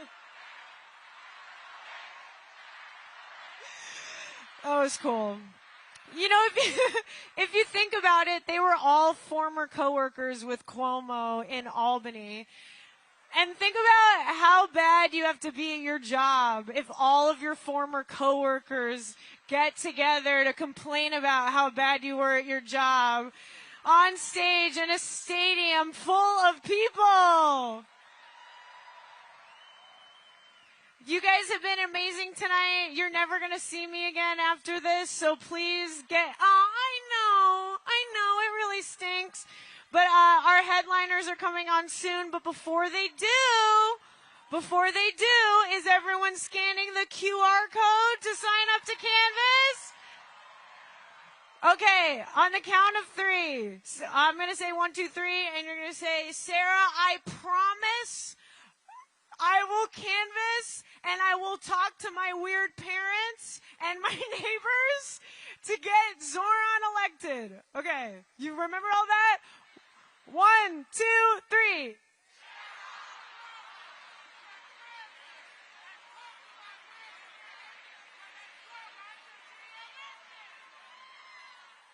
You sort of got it. Give it up for yourselves. You guys are amazing. Thanks for coming out tonight. We have some amazing headliners, and there's 9 days left to go. Do everything you can to make sure we elect Zohran Mamdani with a mandate to make New York City more affordable for all of us. And please give a warm welcome to the Resistance Revival Chorus.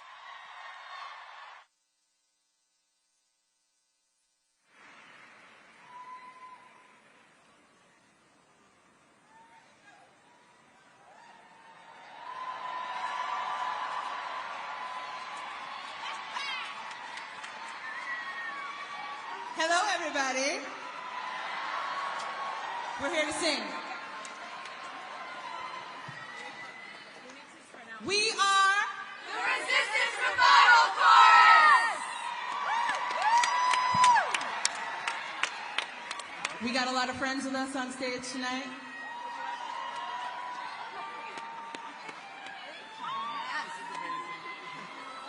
Oh, there they go.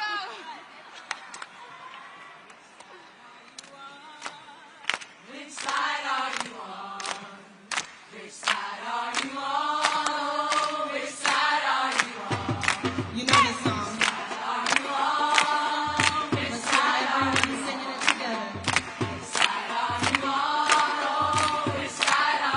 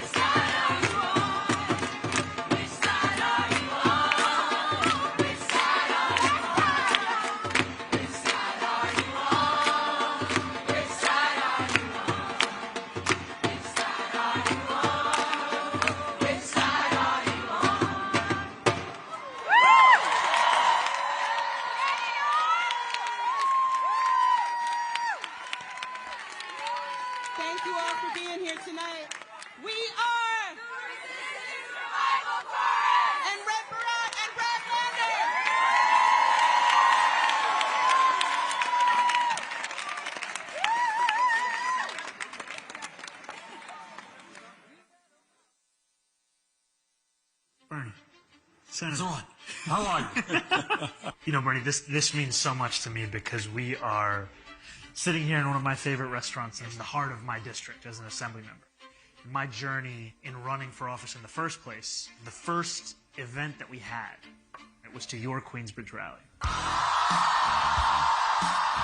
When Bernie walked out to Back in Black by AC/DC, we felt as if possibility was a fact of life. But it takes courage, New York, because we are up against the Goliaths. Because the oligarchs own it all. And what we are here tonight to say is to hell with you, we're going to defeat you. And we can tell Andrew Cuomo that New York City is not for sale. And I think a lot about what has happened leading up to this political moment. The only reason that I had any hope in launching a long-shot campaign for Congress is because Bernie Sanders proved that you can run a grassroots campaign and win in an America where we almost thought it was impossible. And what an honor it is to look out onto this crowd and to see the city I love. At New Yorkers who, amidst this despair, have continued to believe in a world better than this. And I will tell you, New York City, if we can change the page in the biggest and best city in the United States of America, we can change the page in our country too. With every block walked, you have refused to normalize a politics of cruelty, of greed, of exploitation. I want you all to take a look around and find someone you don't know. Maybe somebody who doesn't look kind of like you. Maybe somebody who might be of a different religion than you. Maybe they come from a different country. My question now to you is, are you willing to fight for that person as much as you're willing to fight for yourself? Nobody is an island into himself or herself, right? We all got it from somebody else, and I got it from other people, and they got it from somebody else. And, you know, the fight for justice has gone on for a few thousand years. Bernie said something to me that we are all in this struggle because someone brought it to us. But he also said, not me, us.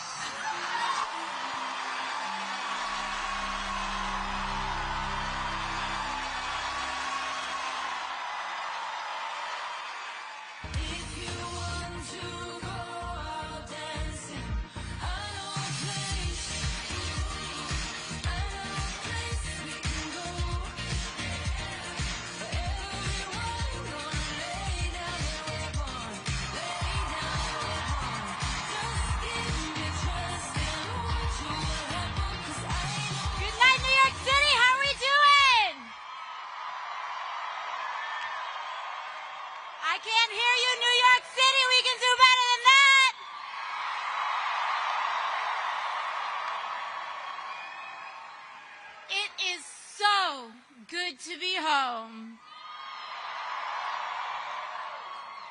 And it is especially great to be gathering with you all tonight in Queens, New York, the world's borough, the jewel of America. Just in this slice of New York City alone, we represent over 100 languages and cultures. We welcome people of all religions, faiths, and creeds. We honor all genders, races, orientations, and status. And here, we defend immigrants.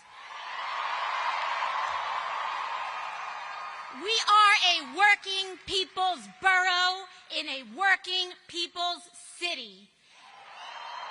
And all of that makes us a fascist's worst nightmare.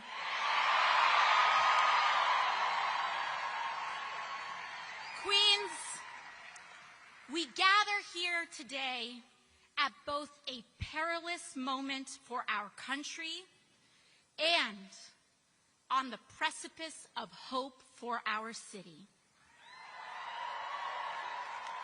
Because in 9 short days, we will work our hearts out to elect Zohran Mamdani as the next mayor of the great city of New York. And it is going to take all of us. But to be honest, it always has. That we are all here in this moment, during this time, is not a coincidence. And it is also not a coincidence that the very forces that Zohran is up against in this race mirrors what we are up against nationally. Both an authoritarian, criminal presidency fueled by corruption and bigotry, and an ascendant right-wing extremist movement.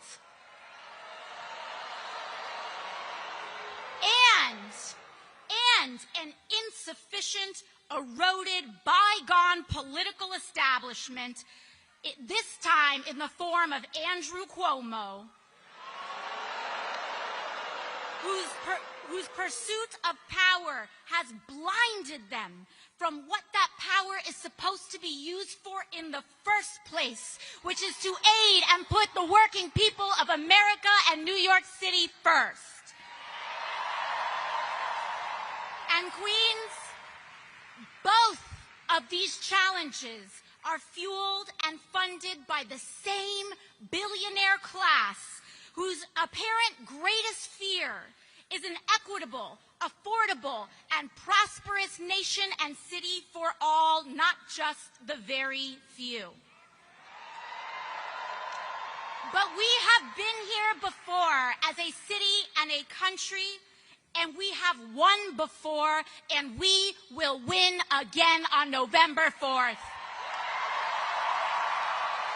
Because, Queens, it has always been in our nation's darkest chapters that our brightest lights emerge. And we, each and every one of us, whether we like it or not, are living history today. From our nation's beginning, American democracy has always reflected the struggle between humanity's highest and lowest natures, between subjects and citizens, the Confederacy and the Union, freedom and bondage, labor and capital rights and regimes. And it is no different today. The struggle of our time today is the single most unjust concentration of wealth in the hands of the very few, unseen in our nation's history and the world's history. And it is a time such as this, in which demanding what should be considered the most basic tenets of human dignity, that is considered a radical and outlandish act. It is a time such as today, when demanding affordable housing is considered a radical and outlandish act, that we can afford our lives, our groceries, our transit, is considered an outlandish and radical act, that we accept our neighbor as ourselves, a radical and outlandish act. But we must remember, in a time such as this, we are not the crazy ones, New York City. We are not the outlandish ones, New York City.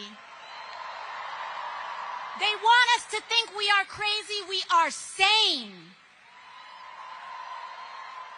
To demand an affordable and decent housing, a decent wage, the right to health care, that we pay to care for our people instead of the flattening of Palestinians and oppressed people abroad is not a radical act.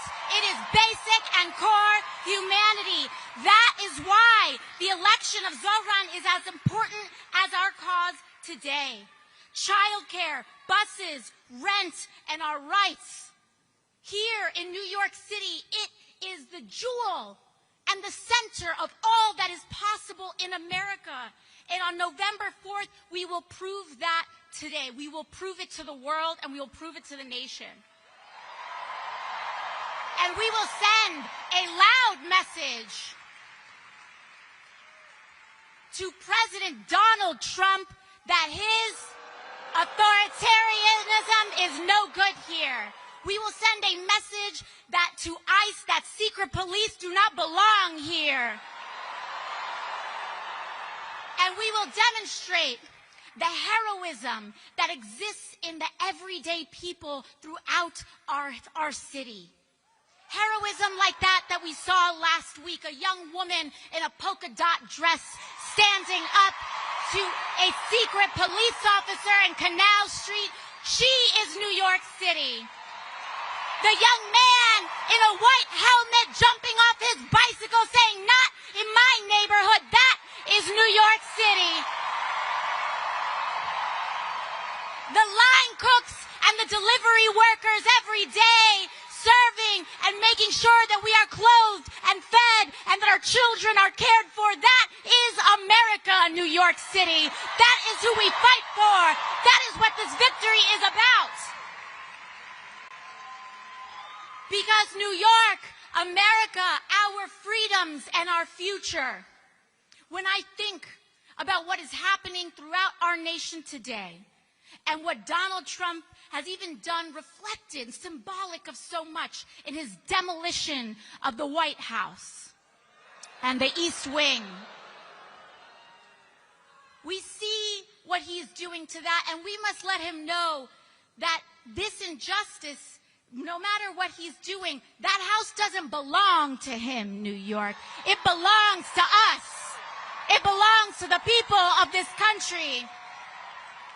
And I want us all to remember and to know that the future, our future, is not determined by a despot in a house built by enslaved people. Our future will be determined not in a house built by slaves, but in a city built by freemen, in a city built by unionists and immigrants and suffragists. The bricks laid by working people, past, present, and future, the seamstresses and the unionists who paid for our rights in blood. This city was built by the Irish escaping famine, Italians fleeing fascism, Jews escaping Holocaust, Black Americans fleeing slavery and Jim Crow, Latinos seeking a better life, Native people standing for themselves, Asian Americans coming together in Queens, in Brooklyn, in the Bronx, in Manhattan, in Staten Island, in this country, in a vision to build the freest, toughest, and greatest city on earth, and we will not stop now, New York. It is no surprise.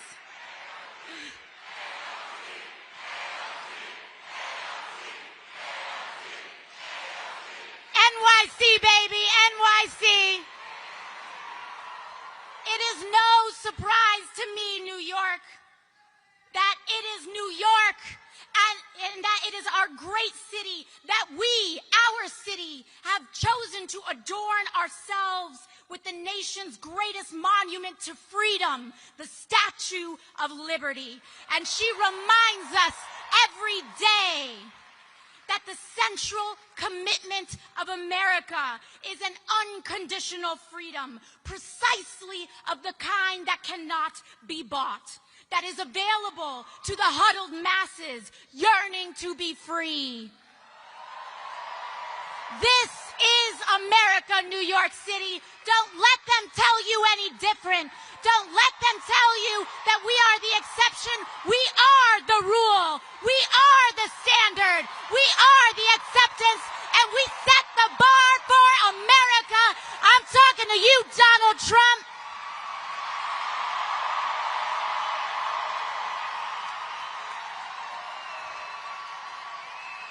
There has been a day before his presidency, and there will be a day after. and it belongs to us. Thank you, New York. I love you, New York. You have made my life possible, my mother's life possible, my father's life possible. All of our lives have been made possible by this great city and by our shared contract and bond to one another.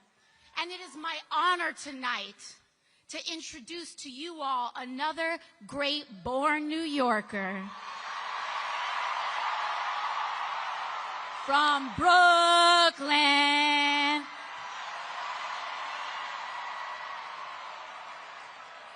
Senator Sanders and I recently came in. We were in Indiana last night. We both paid a visit to the home of the great Eugene Debs. And I had the honor of presenting Senator Sanders last night with the National Eugene Debs Award, in which the foundation and the people who steward Debs's legacy have honored Senator Sanders as the foremost leader and advocate for labor and class struggle in the United States of America. And it remains such a great privilege and honor to call him a friend, a mentor, a treasured person that we have, and a New Yorker, that's right. And so I know we all love him so dearly. And so let's make sure that we give him the biggest rousing welcome that he receives this year in introducing Senator Bernie Sanders.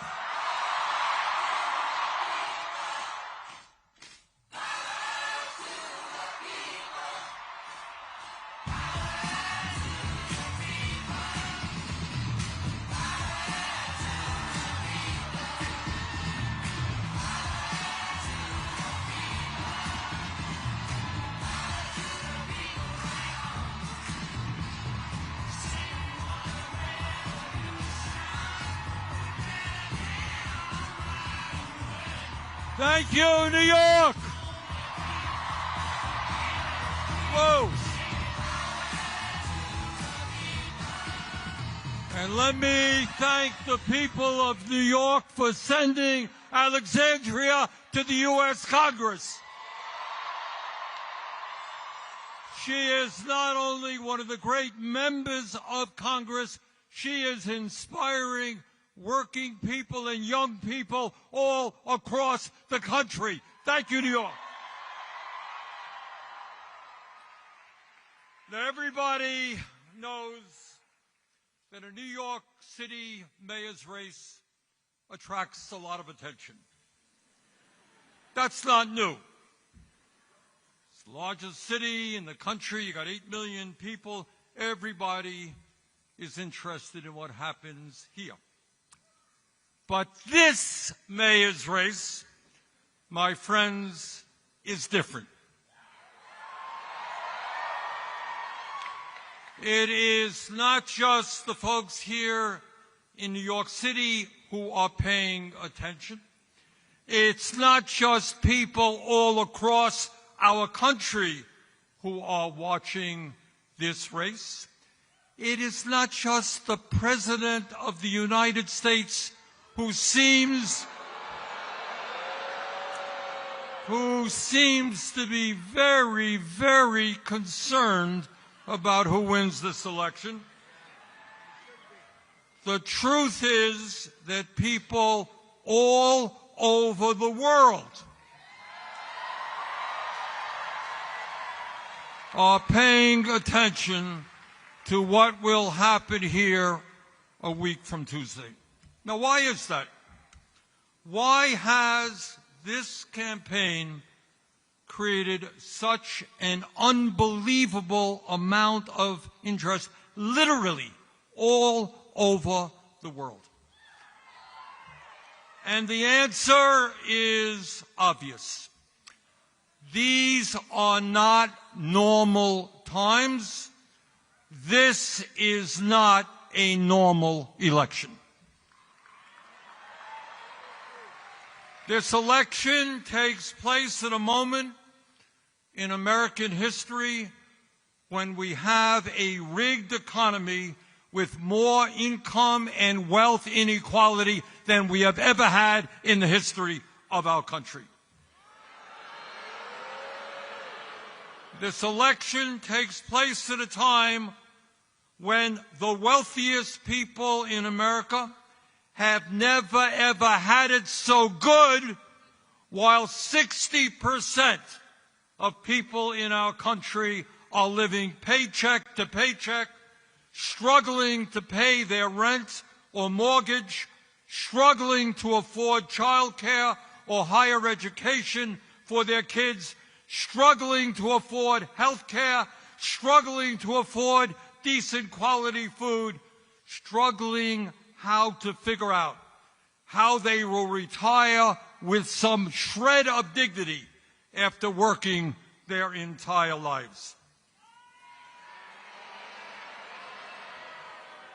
This election takes place when the United States of America, the wealthiest country in the history of the world, has one of the highest rates of childhood poverty and senior poverty of almost any nation. And when in this rich country, 800,000 Americans, including many veterans, are homeless. This election takes place at a time when we have a president who has given $1 trillion in tax breaks to the top 1%, has given $900 billion in tax breaks to the largest corporations in our country. And to pay for those tax breaks, he is throwing 15 million Americans off the health care they have by slashing Medicaid. And in addition, he is forcing over 20 million Americans to see a doubling in their health care premiums. This election is taking place when we have an administration in Washington which every day is moving us toward an authoritarian society, undermining our Constitution and the rule of law. This election is taking place when we have a corrupt campaign finance system which allows billionaires in both political parties to select the candidates they want and to buy elections. Ordinary Americans get one vote. You get one vote. Meanwhile, billionaires get the opportunity to spend as much as they want to elect the candidates they want. That is the context in which this election is taking place. That is why this election is so enormously important, and that is why Zohran Mamdani must become the next mayor of New York.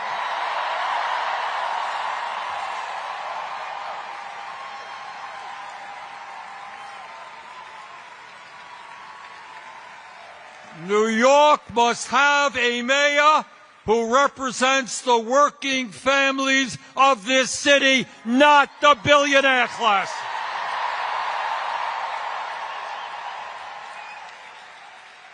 The reason why this campaign has generated so much interest around the world and so much excitement is that people want to know the answer to one very simple question, and that is, in the year 2025, when the people on top have never ever had so much economic and political power, is it possible for ordinary people, for working class people, to come together and defeat those oligarchs?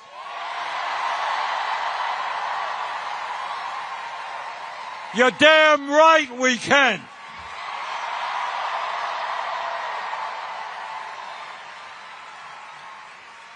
And let me tell you something else.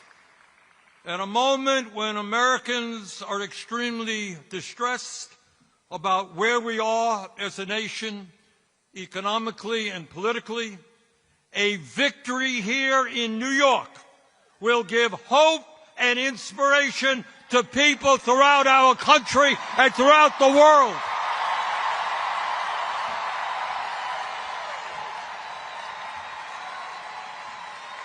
That is what this election is about.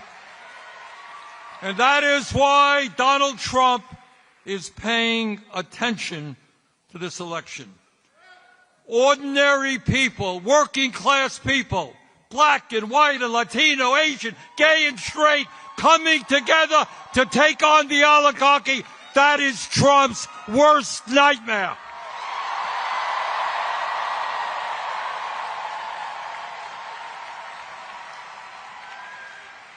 And what Trump and his oligarchic friends know, that if New Yorkers come together and elect Zoran, we can do that from California to Maine. We can defeat the oligarchy.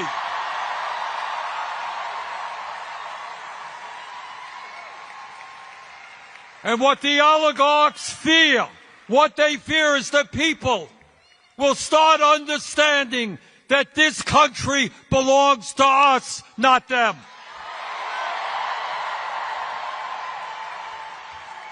And all over the country, when people are inspired, when people are standing up to power, they will ask some very simple questions. Why are we in the United States the only major country not to guarantee health care to all as a human right?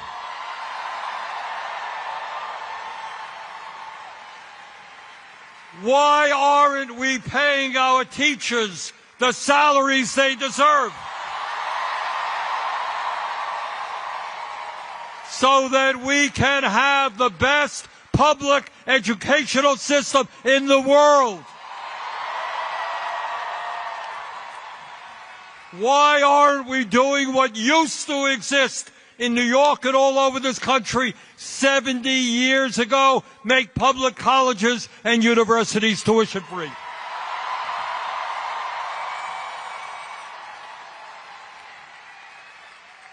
Why in the richest country on earth aren't we ending homelessness and building 5 million units of low-income and affordable housing?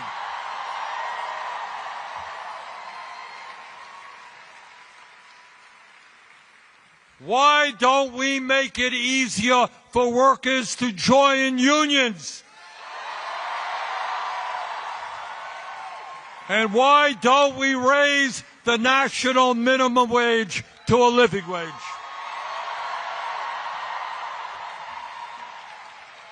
And when so many of our seniors are struggling to cover their basic needs, some 22% of seniors in America are trying to survive on $15,000 a year less.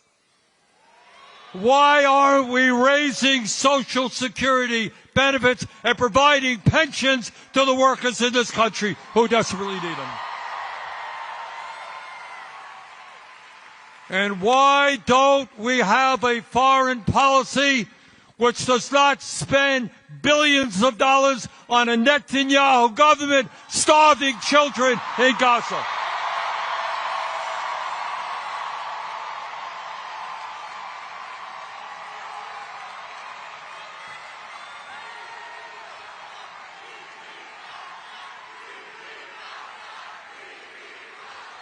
In other words, In other words, my friends, a victory for Zoran will help Americans understand that in the richest country in the history of the world, there is nothing we cannot accomplish.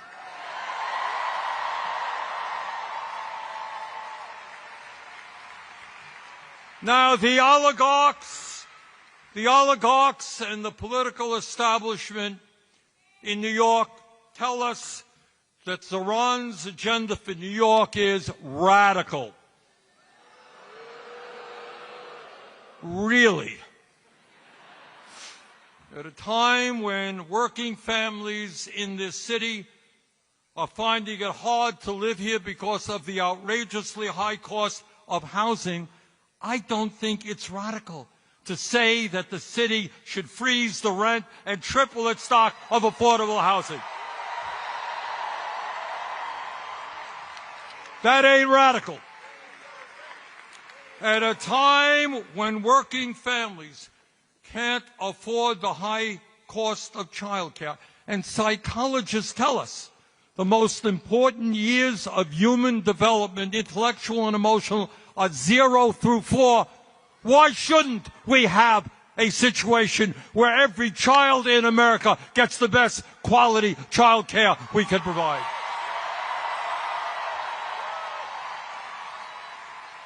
That ain't radical. Taking care of our kids is not radical.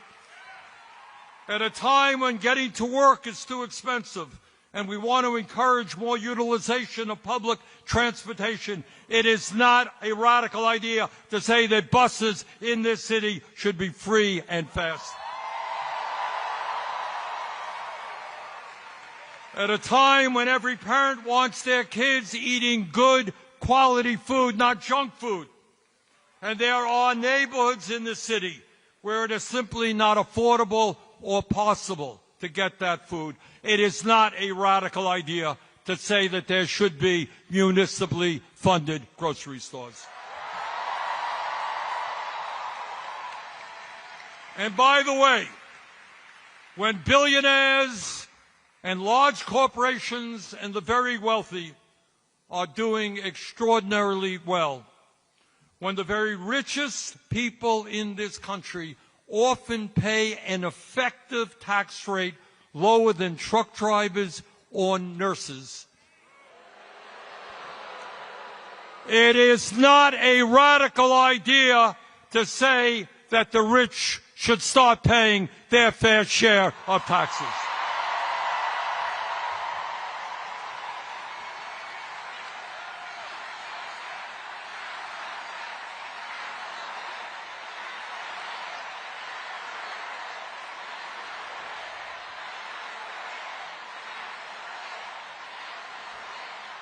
Brothers and sisters,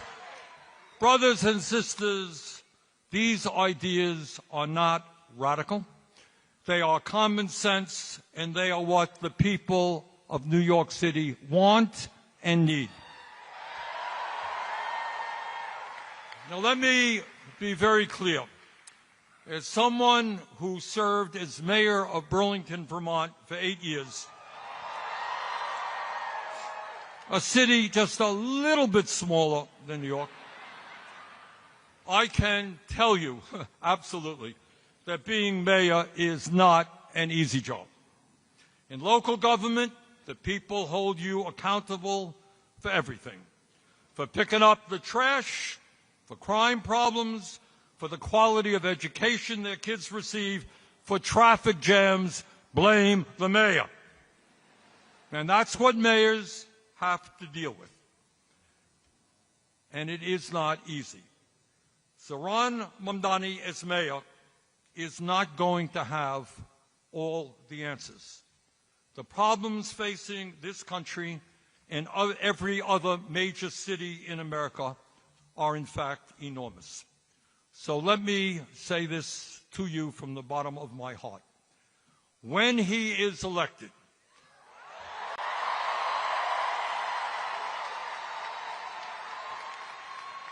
your job is not over. Zoran is going to need your help every single day. In this unprecedented moment in our nation's history, all of us together must act in an unprecedented way. And that means governing New York City and other cities in an unprecedented way. Please do everything you can to work with Zoran in order to make him and his administration the best administration in the history of New York.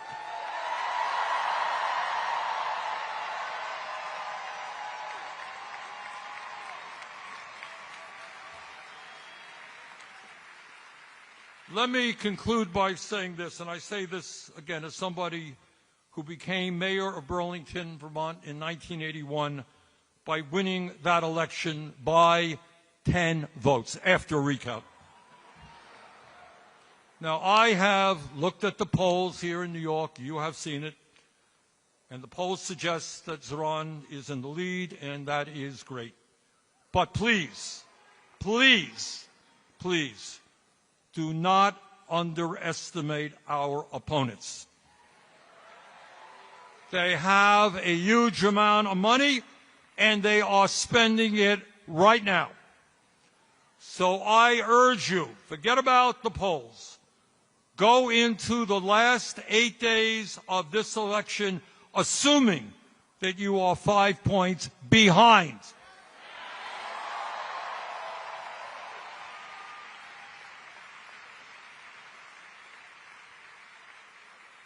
So what you guys are going to have to do, along with the other 80,000 volunteers in the Mamdani campaign, you've got to do everything that you can to bring people to the polls in early voting, which is taking place right now, and on Election Day. None of us want to wake up the day after the election and find that we lost that election because our opponents outworked us. That must not happen.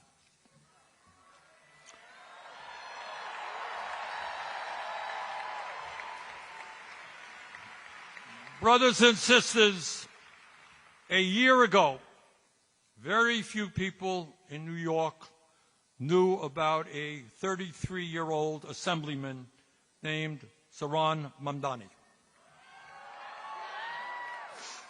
And when he first entered this race for mayor, he was polling at all of 1%. Nobody knew who this guy was. But Zoran did what people who are serious about real change always do. He created a campaign from the bottom on up by building an extraordinary and unprecedented grassroots movement which now has tens of thousands of volunteers.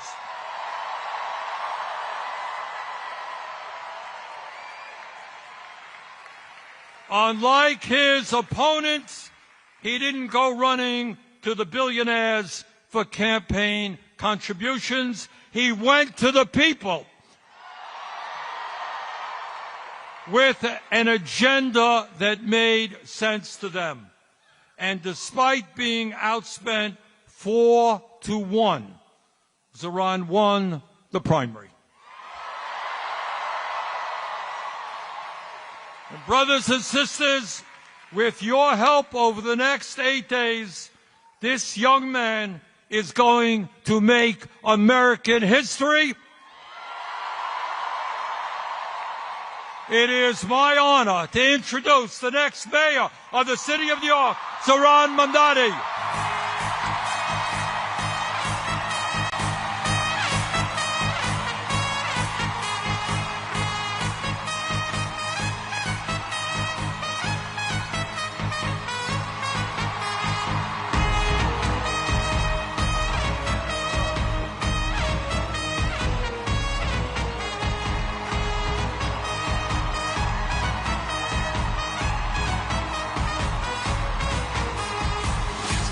slang. I speak it every day. I'm trying to get it poppin' each and every way.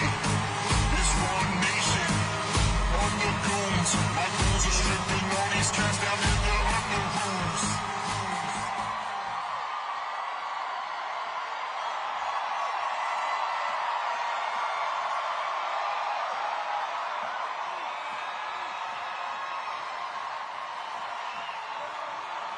Thank you.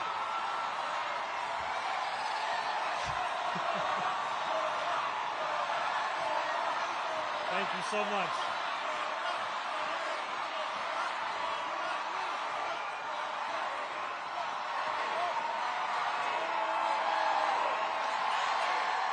Good evening, New York City!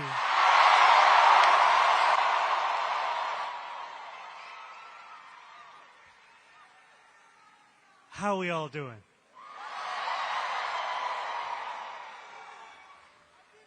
Habibi, how are you? It is so good to see you all here tonight.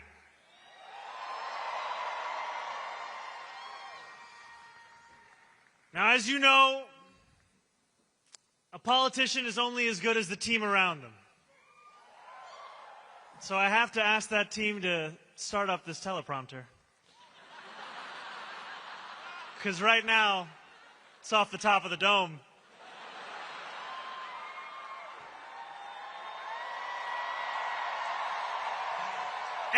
And while we wait, why don't we actually begin? Can we first hear a round of applause for our incredible MC, Sarah Sherman?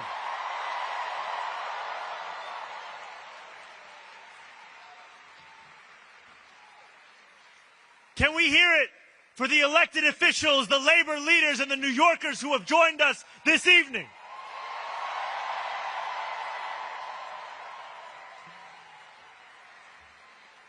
And can we hear it for Congresswoman Alexandria Ocasio-Cortez?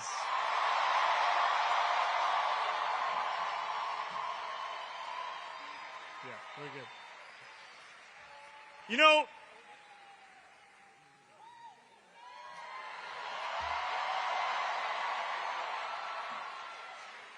there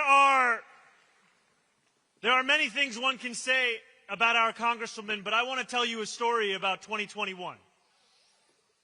When we went on a 15-day hunger strike and won $450 million in debt relief for working-class taxi drivers,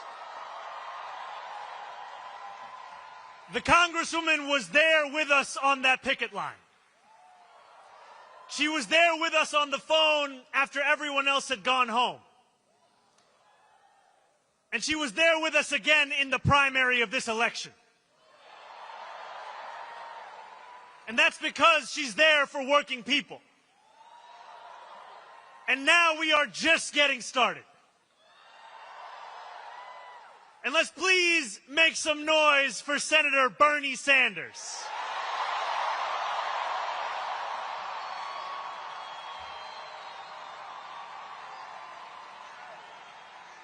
I stand before you tonight only because the senator dared to stand alone for so long. I speak the language of democratic socialism only because he spoke it first.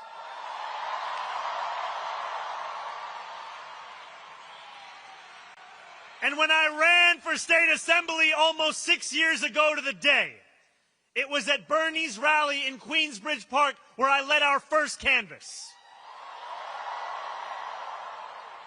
Signing people up for our email lists, asking them for $5 or $10, and encouraging them to believe that the politics of not me, us applied to our state government just as much as our national one.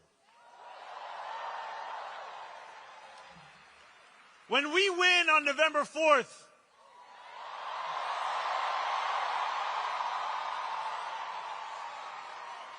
and then govern from City Hall with dignity as the foundation of our politics, it will be because of the movement that Bernie built.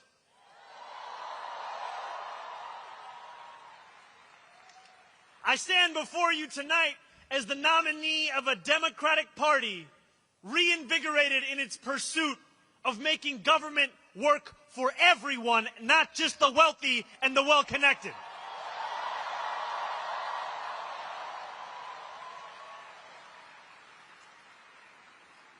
Looking out at more than 13,000 of you here in Forest Hill Stadium, it is tempting to believe that this moment was always destined. Yet when we launched this campaign on October 23rd, 1 year and 3 days ago, there was not a single television camera there to cover it. When we launched this campaign 1 year and 3 days ago, my name was a statistical anomaly in every poll.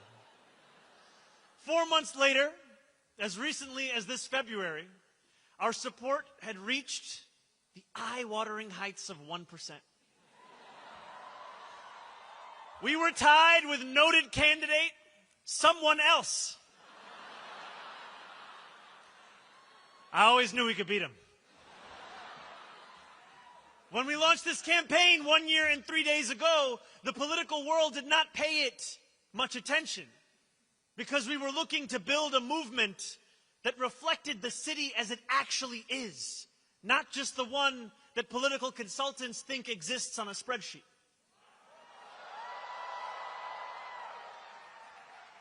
And when we launched this campaign 1 year and 3 days ago, we were dismissed as a punchline in the halls of power. The idea of fundamentally changing who government serves in this city was unimaginable. Even if we gained momentum, they asked, how would we ever overcome the tens of millions of dollars in attacks that would follow? Yet we knew then what we know now. New York is not for sale.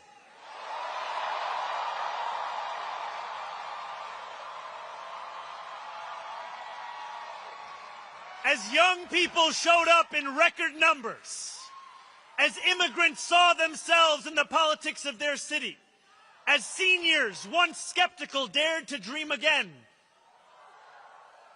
we spoke with one voice. New York is not for sale. And now, as we stand on the precipice of taking this city back from corrupt politicians and the billionaires that fund them, let our words ring out so loud tonight that Andrew Cuomo can hear them in his $8,000 a month apartment.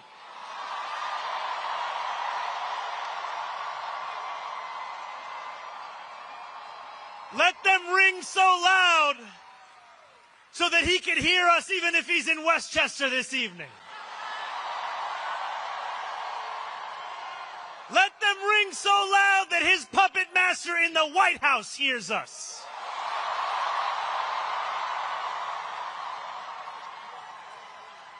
New York is not for sale.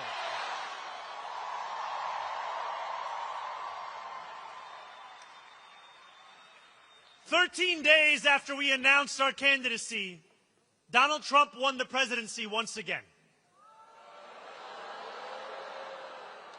The Bronx and Queens saw some of the largest shifts to the right of any counties in our country. No matter what article you read or channel you turned to, the stories seemed to be the same. Our city was headed to the right. Obituaries were written about Democrats' abilities to reach Asian voters, young voters, male voters. Again and again, we were told that if we had any hope of beating the Republican Party, it would only be by becoming the Republican Party. Andrew Cuomo himself said that we had lost not because we had failed to speak to the needs of working class Americans, but because we had spent too much time talking about bathrooms and sports teams. This was a moment where it seemed our political horizon was narrowing. And in this moment, New York, you had a choice to retreat or to fight.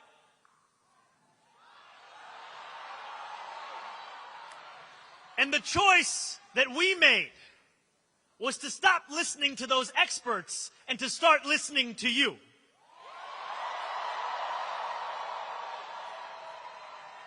We went to two of the places that saw the biggest swings to the right, Fordham Road and Hillside Avenue. These New Yorkers were far from the caricature of Trump voters. They told us they supported Donald Trump because they felt disconnected from a Democratic Party that had grown comfortable with mediocrity and gave its time only to those who gave millions. They told us that they felt abandoned by a party beholden to corporations, which asked them for their votes after telling them only what it was against, rather than presenting a vision of what it was for. They told us they didn't believe in a system anymore that did not even pretend to offer solutions to the defining challenge of their lives, the cost of living crisis. Rent was too expensive. So were groceries. So was childcare. So was taking the bus, and working 2 or 3 jobs still wasn't enough. Trump, for all his many flaws, had promised them an agenda that would put more money in their pockets and lower the cost of living. Donald Trump lied. It was up to us to deliver for the working people he left behind. Over the 8 months of the primary, we told New Yorkers how we intended to address that very same affordability crisis. We did not do it alone. This was a movement powered by tens of thousands of everyday New Yorkers who knocked doors between 12-hour shifts at work and phone banked until their fingers were numb. People who had never voted before became die-hard canvassers. Community formed. Our city got to know each other and itself. This, my friends, was your movement. And it always will be.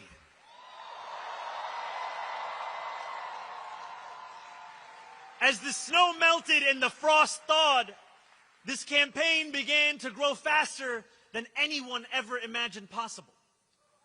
So many small donors chipped in that we had to ask you to stop donating. Please stop. We climbed the polls faster than Andrew Cuomo could dial Donald Trump's number.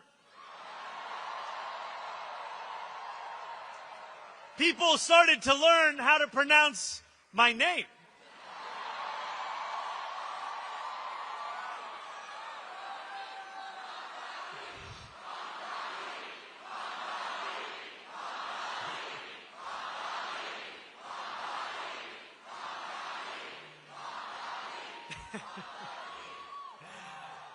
And the billionaires got scared. Or, as the New York Times would describe it, the Hamptons was basically in group therapy about the mayoral race.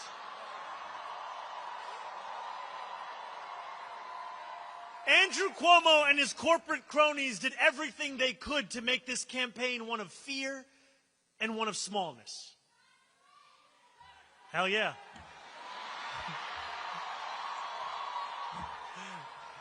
Obviously. They pumped millions into this race, artificially lengthened my beard to make me seem menacing, painted our city as a dystopian hellhole, and worked night and day to divide the people of New York. They failed. When I walked the length of Manhattan just a few days before the election, hundreds of New Yorkers marched alongside me.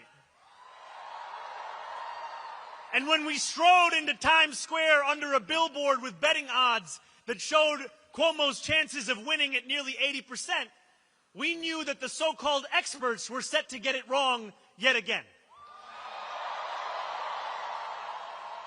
Andrew Cuomo was supposed to be inevitable. And then on June 24th, we shattered that inevitability.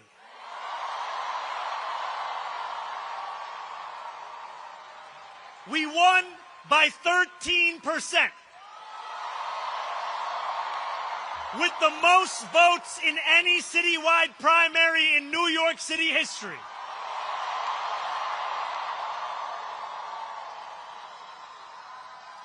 Some of those New Yorkers had voted for Trump. Many others had never voted before. And when Andrew Cuomo called me to concede at 10:15 that night,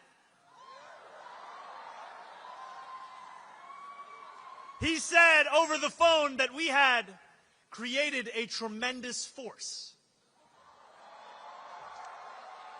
When you insist on building a coalition with room for every New Yorker, that is exactly what you create, a tremendous force.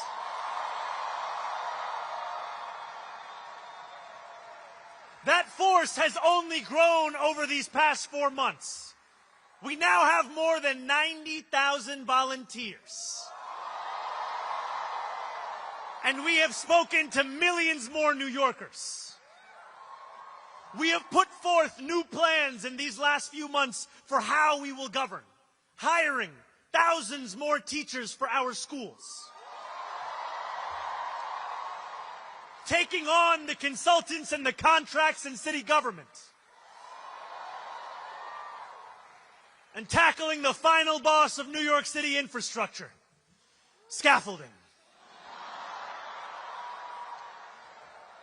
But over the past few weeks, as this race has entered its final days, we have witnessed displays of Islamophobia that shock the conscience.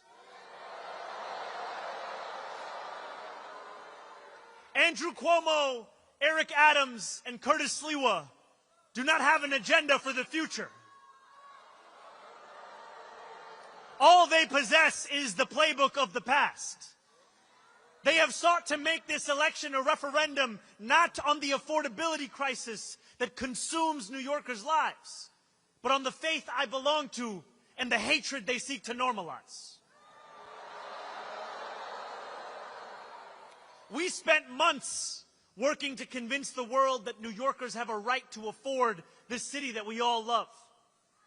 Now, we are being forced to defend the idea that a Muslim is even allowed to lead it.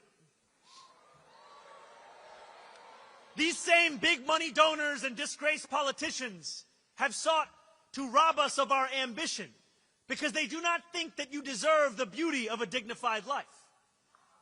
And time and again they have encouraged you to imagine less because they know that a reimagined New York hurts their bottom line. I believe that this city is like the universe, constantly expanding. We deserve a city government as ambitious as the working New Yorkers who make it the greatest city in the world. We cannot wait for someone else to deliver it.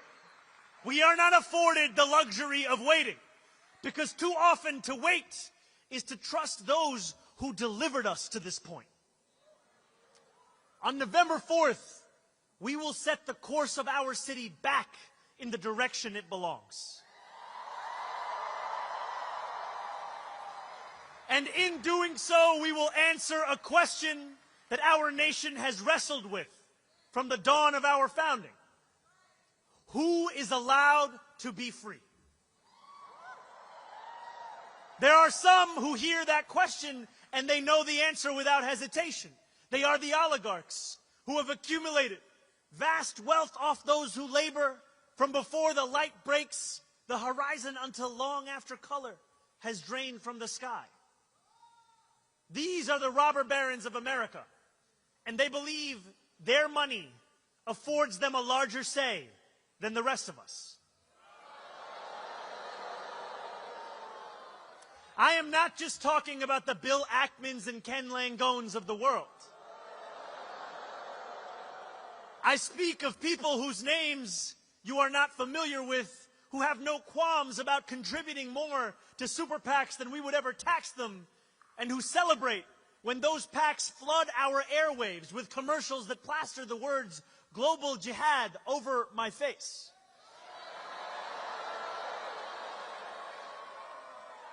Their freedom doesn't just come at the expense of dignity and truth. It comes at the expense of the freedoms of others too.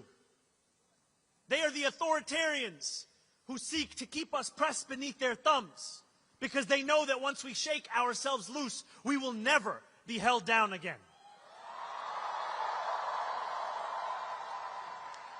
Each and every one of these people think New York is for sale.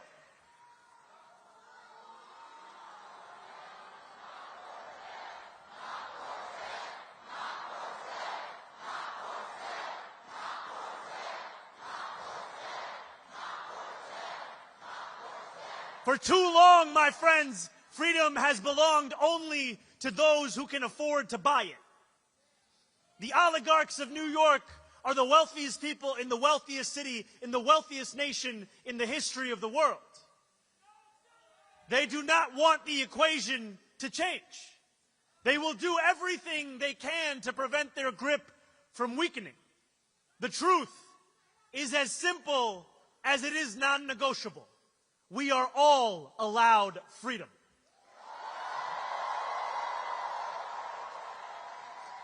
Each one of us, the working people of this city, the taxi drivers, the line cooks, the nurses,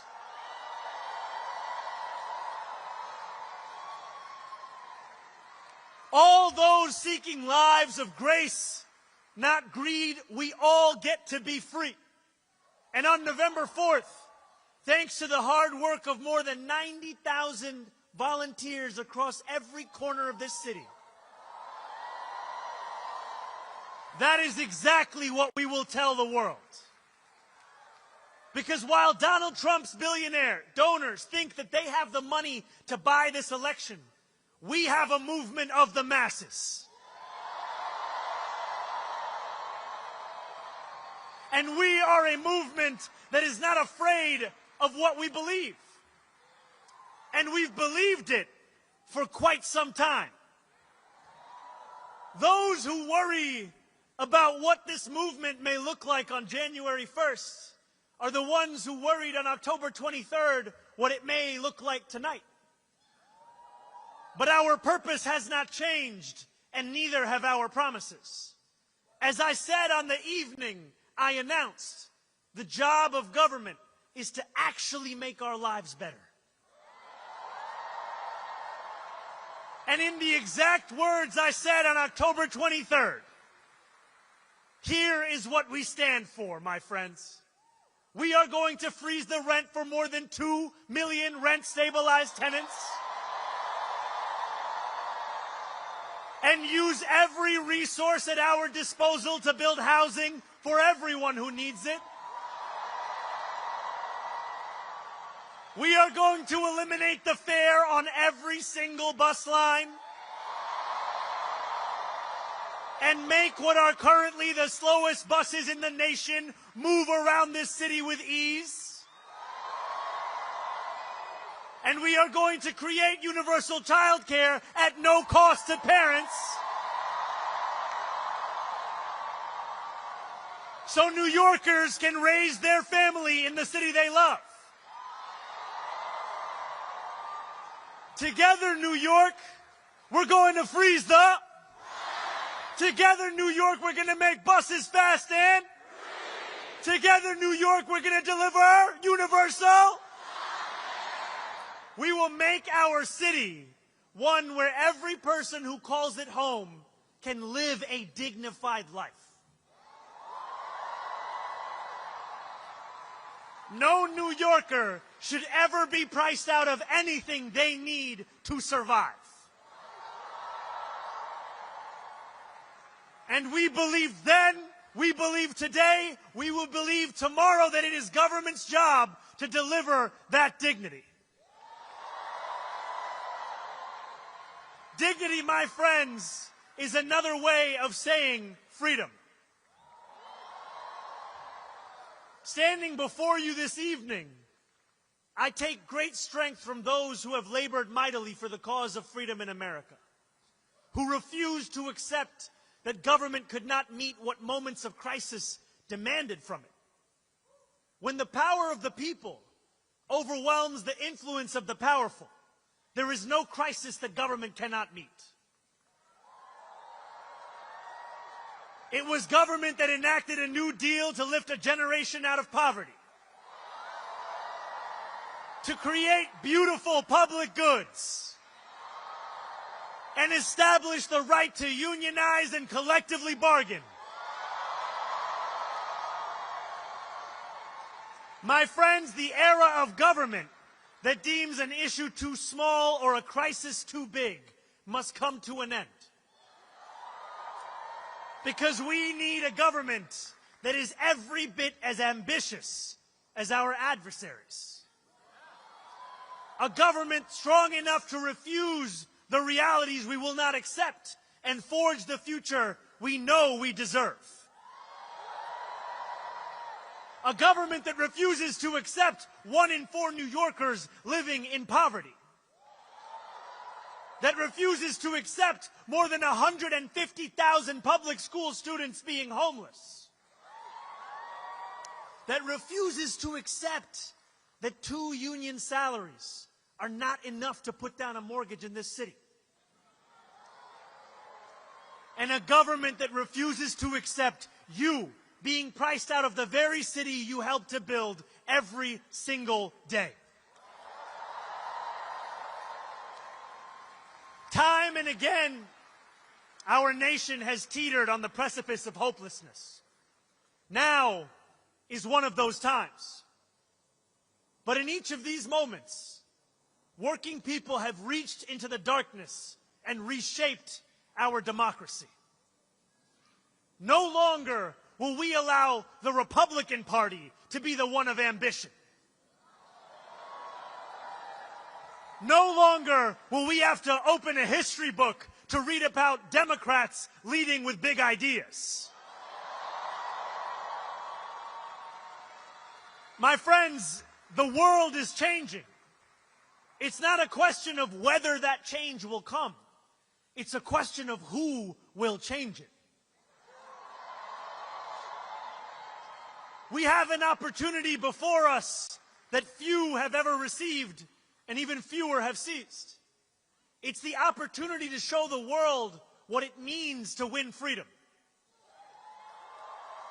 It is the opportunity to live up to the legacy left by those who came before. We do not get to determine the scale of a crisis. Our choice is how we respond. Let us win a city hall that works for those straining to buy groceries, not those straining to buy our democracy.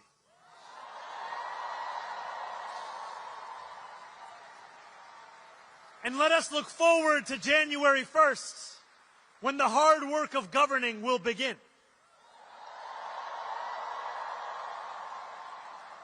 Those in power would like to describe our policy commitments as if they are illusions that will evaporate as soon as we approach City Hall.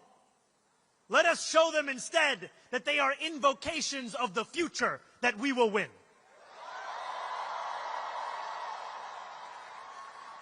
And let us prove to each and every New Yorker that a politics of expansion does not just mean imagination. It insists upon fulfillment. We can make City Hall a place where New Yorkers come to expect the future, not just failure. But we are not there yet. Just as Andrew Cuomo's victory in the primary was thought to be inevitable, the same narrative has started to form around us today. When you read the articles that tell a post-election story of triumph while we are amidst early voting, when you see the Kalshi odds that have our chances of victory in the 90s, know this: you are reading the same things that Andrew Cuomo read when he went to sleep each night in June. believing that his victory was promised. We cannot allow complacency to infiltrate this movement.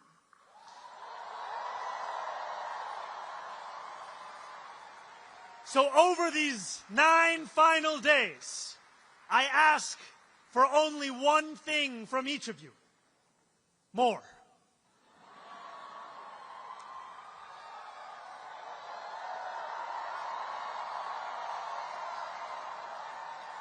I know you are tired, and for that I recommend some Adani chai. And still, I ask for more. I know the attacks have intensified, that a warm bed is more inviting than a 6th-floor walk-up, that another evening spent knocking doors after a long workday feels daunting. And still, I ask for more. I ask for more because that is the only way that we win a future of more. So if you are able, I urge you, my friends, stand up. If you have knocked a door, turn your flashlight on.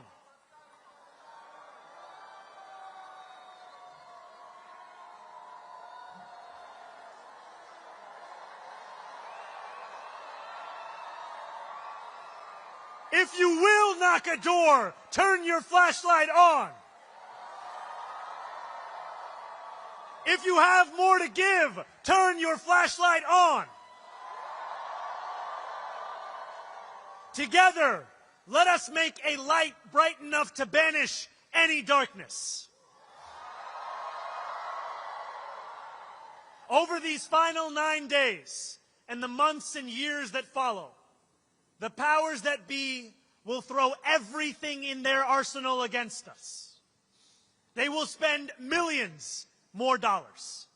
They will attack us from every conceivable angle. But we will not bend. We will not flinch. We will triumph over the oligarchs, and we will return dignity to our lives. Nearly 89 years ago to the day, FDR spoke before a crowd of thousands at Madison Square Garden.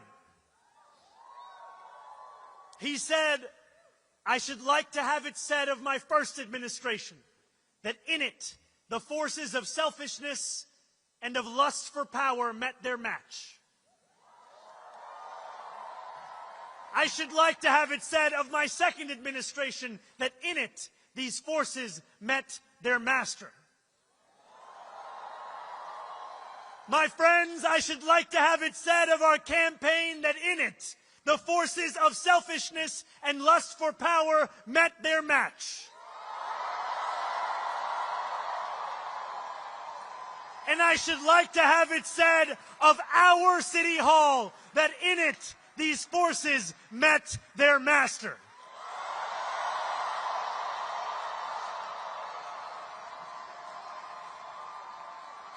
New York, our work has only just begun. On November 4th, we set ourselves free. Thank you.